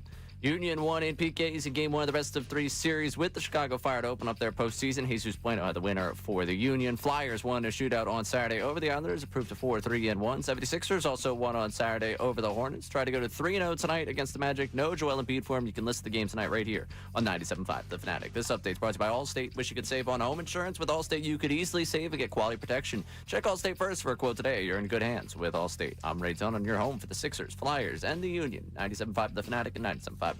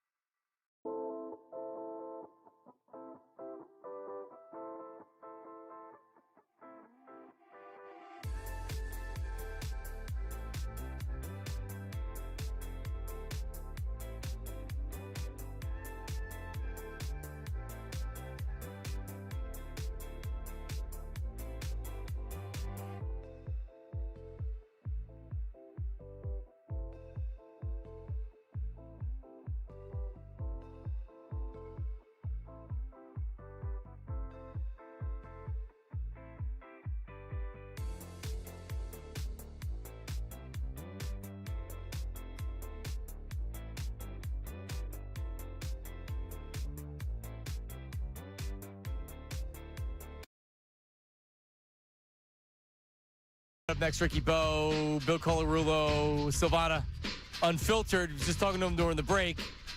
And, like, what are you guys talking about? And one of the things is Patullo, because they're known as a pro Patullo show. Meanwhile, the morning show, not known as a pro Patullo show. What were they? What was their comments this morning? They came around on Patullo today. Oh. Seemed like they were willing to give credit after watching it through again, seeing it happen back-to-back weeks. So that makes me happy because what a lot of people do, and I'm not even talking locally, is just dig their spikes in even deeper and say, like, nah, screw him. And then you're rooting for him to fail, so you're right. It's not about that. It's never been about that. I want to be right, of course, but I always want my teams to win. Originally, in that in-between time where I was sitting in that chair, this was the Pro Patullo show strictly because he showed up to his presser on time when we aired his presser, which was very important. Very nice. Because his buddy Sirianni doesn't. But his content's terrible, so, Yeah, but double-edged sword. It didn't screw up your brakes. Right, exactly. It just had people turn off the radio. Correct, yes. It had me bored to tears, but we played it. Yeah. Hey, I mean, like, if 6-2, I would have taken it before the season, going into the bye, and feeling the way I do about the direction of the team, I feel good. I do. I feel good. Yeah, I had the uneasy September with the perfect October. Instead, they had the perfect September with the uneasy October. We arrived at the destination. It's just we took a different road than we originally expected. And who loves seeing something totally new and unique? Right. Yeah. It's great. We took the scenic route to Exactly. 6-2. Let's go to Mike. Mike in Drexel Hill. Mike, go ahead, man. What up? Hey, good afternoon, fellas. How y'all doing, man? What's up, Mike? My question for every analyst and especially Philly sports guys, what does Hurts have to do to be top 5? What about him does not give you top 5? Like, what does he lack in that makes him not top 5? Can I give you an answer? And when I'll lose confidence in him, this is the first thing why I lose confidence. When he's not confident, he's not a great passer. Like, he's not a great thrower of the football. Like some of these other guys that haven't won squat, when they throw the ball, it's like, wow, like he throws a really good ball. Like Jalen's not that type of quarterback, but you don't win Super Bowls based on the ball that you throw. You win based on your performance on the field. And I don't know if there's anybody who else in football would you take right now if you needed a drive and you're down by 5 points, you need a touchdown, you need a drive, you have 2 minutes to go. Who else in football are you taking over Jalen Hurts? Literally no one. I mean, it went in the biggest games against the best players under the brightest lights. He has outplayed those players, and there's nobody can take that away. So, to your question, what do people need to do? What do they need to see from him? I don't think there's anything, because they will just say it's the team, it's the offensive line, it's the organization, it's the GM. Sirianni sure as hell doesn't get. That bothers me. Yeah, that bothers me. It's like the goalpost moves for him no matter what. Yep. If he wins and he looks good, it's because the team is great. If he wins and his numbers aren't great, it's, oh, look, they carried him to a win. If he has great numbers and they lose, it's like, hey, he had great numbers, but he lost. And now just looking at raw numbers, which I really don't care about raw numbers, honestly, because I look at the product on the field. Y'all say hashtag win the ball. I say hashtag win the game. I don't care how we win the game. I just want to win. Yep. But when I look at the numbers, touchdowns-wise, passing-wise, he has more touchdown passes than a lot of these so-called quarterbacks that are better than him. Nobody's talking about it. He has a higher completion percentage than most of these quarterbacks who we say are better than him. He's carried this team. We had one good running game all year, and it was yesterday. Yep. Other than that, he's had to win games with his arm, and he's proven he can do it. Yep. And if arm strength made you a great quarterback, then Jay Cutler would be in the Hall of Fame. That doesn't mean anything. He's the best quarterback for our situation. I know there are other quarterbacks who are technically better than him. Josh Allen, of course, he has the dynamic, and Burrow has the arm, and Stafford has the strength. But if you ask me would I replace any of those quarterbacks with Jalen Hurts, I would honestly say no, because he seems like he's going to get it done no matter what. Yeah. And this year he's throwing the ball, and people act like they forget 2022. He threw the ball a lot in 2022, and he did it very well. If Hurts doesn't get hurt and miss those 2 games, he probably wins MVP that year. Most likely he wins the MVP. I think it was kind of not debatable until he got hurt, and they ended up giving it to, I think, Mahomes. It was Mahomes. Yeah, good call, Mike. Thanks for calling. It was kind of going back and forth, and then he gets injured, and then it was like, well, it's over. It seemed like it was trending towards the Mahomes direction. Hey, Ray, without looking, do you know what Jalen Hurts' completion percentage is this year? 71%. Almost. It's like, I think if you round up, it might be 71. I believe it's 60 or 70 point. How did I lose it? I'm sorry. It's like when the website, it's not responding right now. Just reloaded for you? Yeah, it's just reloading. But I saw 70 point something. 70.2. So Right. I was 0.8 off. Right. It rounded. So 70% completion percentage. Is that good? Pretty good. Yeah, it's really good. Not bad. All right. Touchdowns to interceptions. You know what it is? These are passing touchdowns. I saw this today because Nagandi tweeted it out. Oh. 20 touchdowns to 1 interception. Because the other quarterback that occupies the link has 21 touchdowns to 0 interceptions. There's your Evan Simon and Temple football shout out. 1 win from bowl eligibility, baby. I was gonna say, what are you talking about? Oh, Temple. Leave it to Kevin Nagandi to put Temple information out there. Thanks. 21 touchdowns to 0 interceptions, John. 5 and 3. Really? Yeah. They didn't cover. I know that. Got to win. All that matters is the win. I agree. I want him to see him in a bowl. I want you and Harry to drive down to Maryland or somewhere. Or go to the Fenway Bowl. You drive up and... Oh, please. They keep winning like this. We might get ourselves down to Florida, The Boca Raton Bowl? Oh, Harry Mays and I in Boca Raton. I could probably find us a studio to do a show down there. That'd be awesome. Oh, I'd be so in for that. Yeah, me too. Warm weather. Harry called me. We can get into this tomorrow with him. At the end of that game, I'm at my parents' surprise 55th birthday party, and my phone's ringing with Harry Mays as we're, about to cut the cake. For he's a jolly good fellow. Whose phone is that? It's Harry. It's like, I need you to give me the play-by-play of what's happening. Is that right? We can talk about it with him tomorrow. Do you know why you've become his go-to? Because there's nobody else that wants to talk about it or cares about it. Dude, it's incredible. It's you. Harry Mays and I being able to talk Temple football with one another is the best thing in the world. Yeah. Yeah. He texted me. I might add him to the group chat of people I have, my age, that care, that are in every week. A Temple group chat? Oh, yeah. That sounds awesome. It's amazing. It's the best. As long as you keep me out of it, it sounds great. Yeah. But you were never getting invited. No, believe me, I know that. But I'll go down to the Boca Raton Bowl. You know what? Instead, Nate will come sit in here. Jason can do the show with you. Harry and I are just going on vacation for the Boca Raton Bowl. No, I want to come. I don't know. You got a lot of things to say about Temple until they go to a bowl game. How about this? I go down but don't go to the game. I just go for the travel. That just sounds like a vacation for you. Right. That's what I'm looking at. I don't care about going to the game. Although going to a bowl game with 7,000 people in it wouldn't be that bad. See, there's a reason why you're. You know what? To hell with this idea. I know how those bowl games are. Cool and the Gang performs at halftime because they have to have a halftime. Are you kidding me? You're telling me you don't want celebration in the midst of Evan Simon leading them to a bowl victory? I do. All right, come on. Maybe the Duke's Mayo Bowl, and we'll have you doing shots of mayo as a bit. I hate mayo, but I would do it for the content. If they play the Duke's Mayo Bowl, I would probably end up throwing up. So you don't like mayo on anything? Oh, ugh. I not even light mayo? No, I worked in a pizza shop where I made the sandwiches, and every time I had to put mayo on a sandwich, I want to throw up. That's a potential problem. Local place screwed up my order recently and put mayo on it, ruined my day. Oh, well, that's terrible if you won't eat mayo. I like on a sandwich, I'll do light mayo. I'm fine with that. Or club sandwich, I'm fine with light mayo. No thanks. But I'm not particularly a mayo fan. Miracle Whip is my first love. Yeah, it'd be a miracle if you get me to eat it. Coming up, we said we are going to talk about the Sixers. Well, Ray is going to be at the Sixers tonight. How about that? Feedback, your phone calls as well. That's all ahead. Middays with Marks. The Dunks. Let's go, Bears back.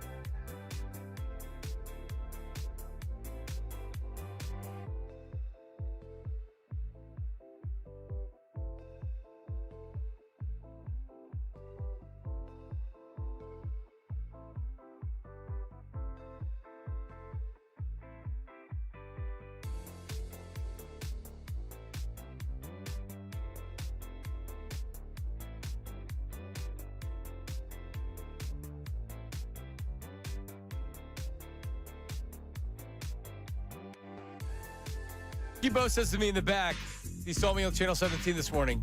He actually watches it, so he saw you last week too. And he said, yeah, you looked really tired this morning. You had bags under your eyes. Oh, thanks. That's really nice of him. Yeah, well, let's just say you look like bleep. Yeah. And I'd say thanks. Same thing. Well, next Philly season, you know what you're going to do during the post-game shows, pre-game shows, and all in between. Hey, Ricky, you looked like a little tired. You looked a little...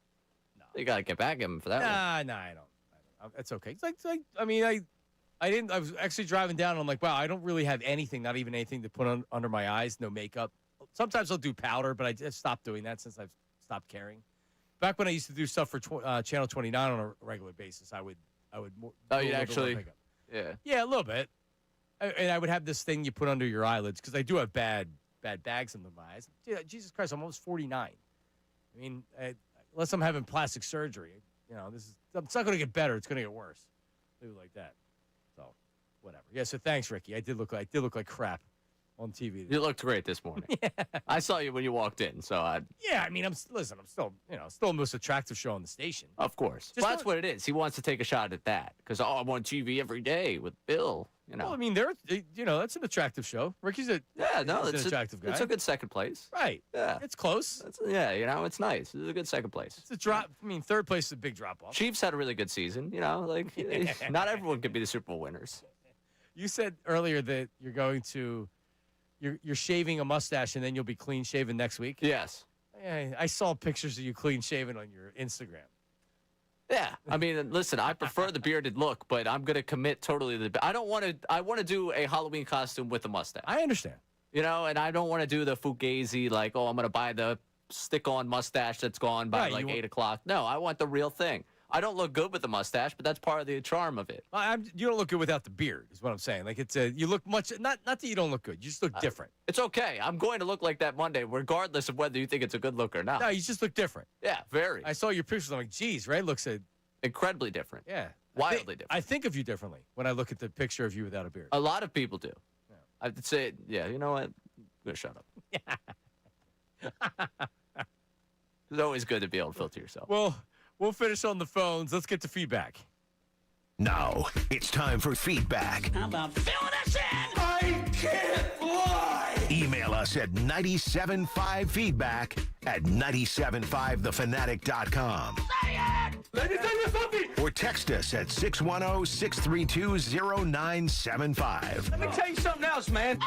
It's feedback on Middays with Marks. All right, what do we got? BS, Johnny Marks. Don't question our fandom. If we can get out from under one of those big contracts, then make the trade. Harper is a declining player that has been a fraud since he's been here. I said it at the time and still stand by it. I would rather have signed Manny Machado. Prefer the right-handed bat, and he's an elite third baseman that plays every day. Harper injuries are a minus. The big ragu. All right, Big Ragu. So you were against it from the start, and you still are. That's fine. Manny Machado's been very good in San Diego. No doubt about it. He's a very good player. The Padres have been to how many World Series? 0. Yeah. I mean, maybe if Machado was here, the Phillies would have done the same thing. They would have made a World Series and lost. I don't know. I mean, really? Like, now we don't want Bryce Harper in Philadelphia? Really? This is what we're doing? This is my point. Like there's a point to being loyal, and then when you're like, okay, I think it's what's best for the team for him not to be here. Are we really at a point where we think we're better off without Bryce Harper on this team? Is this what we're doing? And that's what makes me mad. Why are we bailing on this guy right now? Why I'm not saying everybody, but why are a lot of people bailing on Bryce Harper right now? Because he had two bad postseasons? Yeah, he did. So did Kyle Schwarber. I don't hear everybody saying Kyle Schwarber sucks. Well, people do say that about Trey Turner. Yeah, we'll say that. And I'll trade Terry Turner. So, all right, what's next?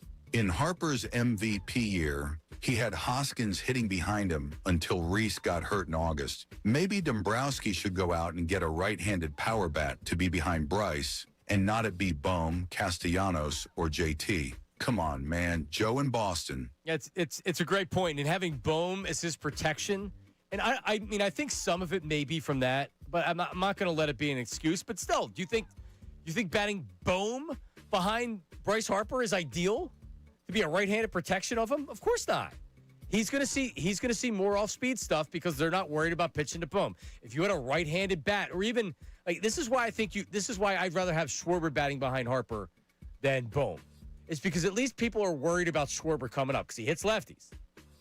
No, I mean, maybe move Harper up in the line. Maybe make him lead off for all I care.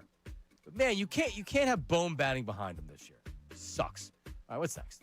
Hey, Johnny Marks. Great to have you back. Bryce Harper's being paid what he's being paid to be an elite player, not a good player. All Dave Dombrowski was doing was telling the truth. Bryce should have just said, Dave's absolutely right. Injuries played a part of it, but I have to get back to being an elite player. Kevin from Ambler. He's absolutely right. He may never get back to the Bryce Harper that we thought we were going to see when he signed, the MVP Bryce Harper. He may not. Dave Dombrowski can't say that.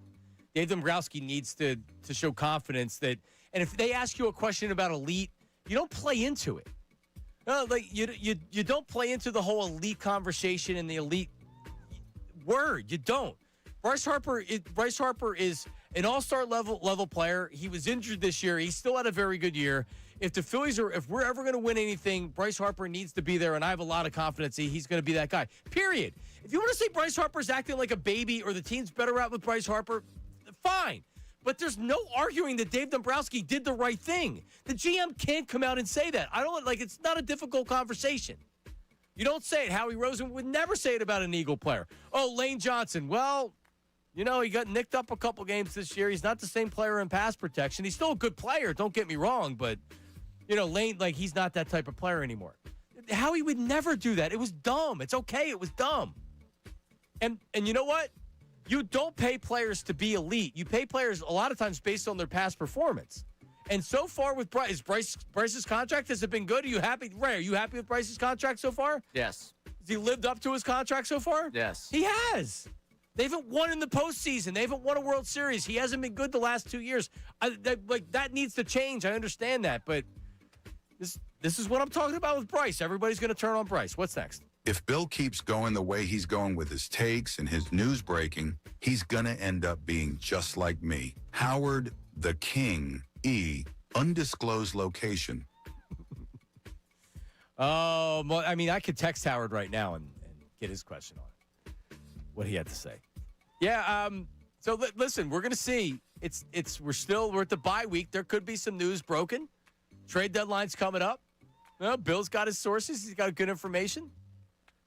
I think Bill's got another one coming before the trade deadline. Yeah, I don't. You don't. Jim from Souderton. Crooked lines with Connor and Tim. Oh, what's up, Jim? I know Jim in Souderton. So earlier we asked if Tim Donaghy and Connor did a Saturday morning betting show on 97.5 The Fanatic, what would it be called? Crooked Lines would be what it's called. Crooked Lines. We also got Joe from Alden. How about the shave with Connor and Tim? You get the point. The shave. That's awesome. Oh, man. All right. No, I'm telling you, I would watch and listen to that show. Connor and Donaghy? I mean, someone's got to make the call, right? You think he says no? I don't think so. I think he says yes to almost anything you propose. Dude probably needs just look at his record. Listen. 5-0 or the rest of the year's free. Any more? We got two more here. One for you with the signature call for a goal. I almost don't want to play this. All right, do it.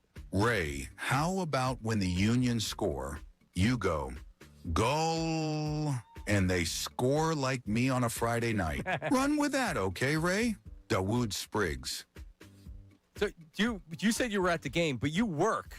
Aren't you in the booth? I was just there. I was there spectating yesterday. But sometimes you work. Yeah, sometimes I do work with them, yes. Not play-by-play, but doing other stuff. Yeah, I'd been producing some of the games in the booth. Goal!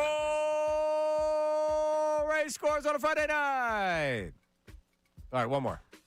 Don't let Ray fool you. He likes to play poker, but he doesn't play games involving money. Trust us. Ruby from Club Risque. Ah. Based off of a couple of YouTube chats we got. I think that, and appreciate that. That is feedback. Yeah, I would say that. Yeah, me too. I'm too cheap to spend money on that. Yeah, other stakes. Yeah, I'm not a big gambler. Yeah, you know, I spend money at the grocery store. I spend too much money at Wegmans every week. I heard you ran to someone else that knew me at Wegmans. Probably. Yeah, I got another side of I ran to Johnny Marks and told him that I knew you. All right. Ricky and Bill are coming up next on Filtered. We'll talk to you tomorrow with Harry Mays. See ya. Now on 97.5 The Fanatic Sports Update. Birds win big. I'm Ray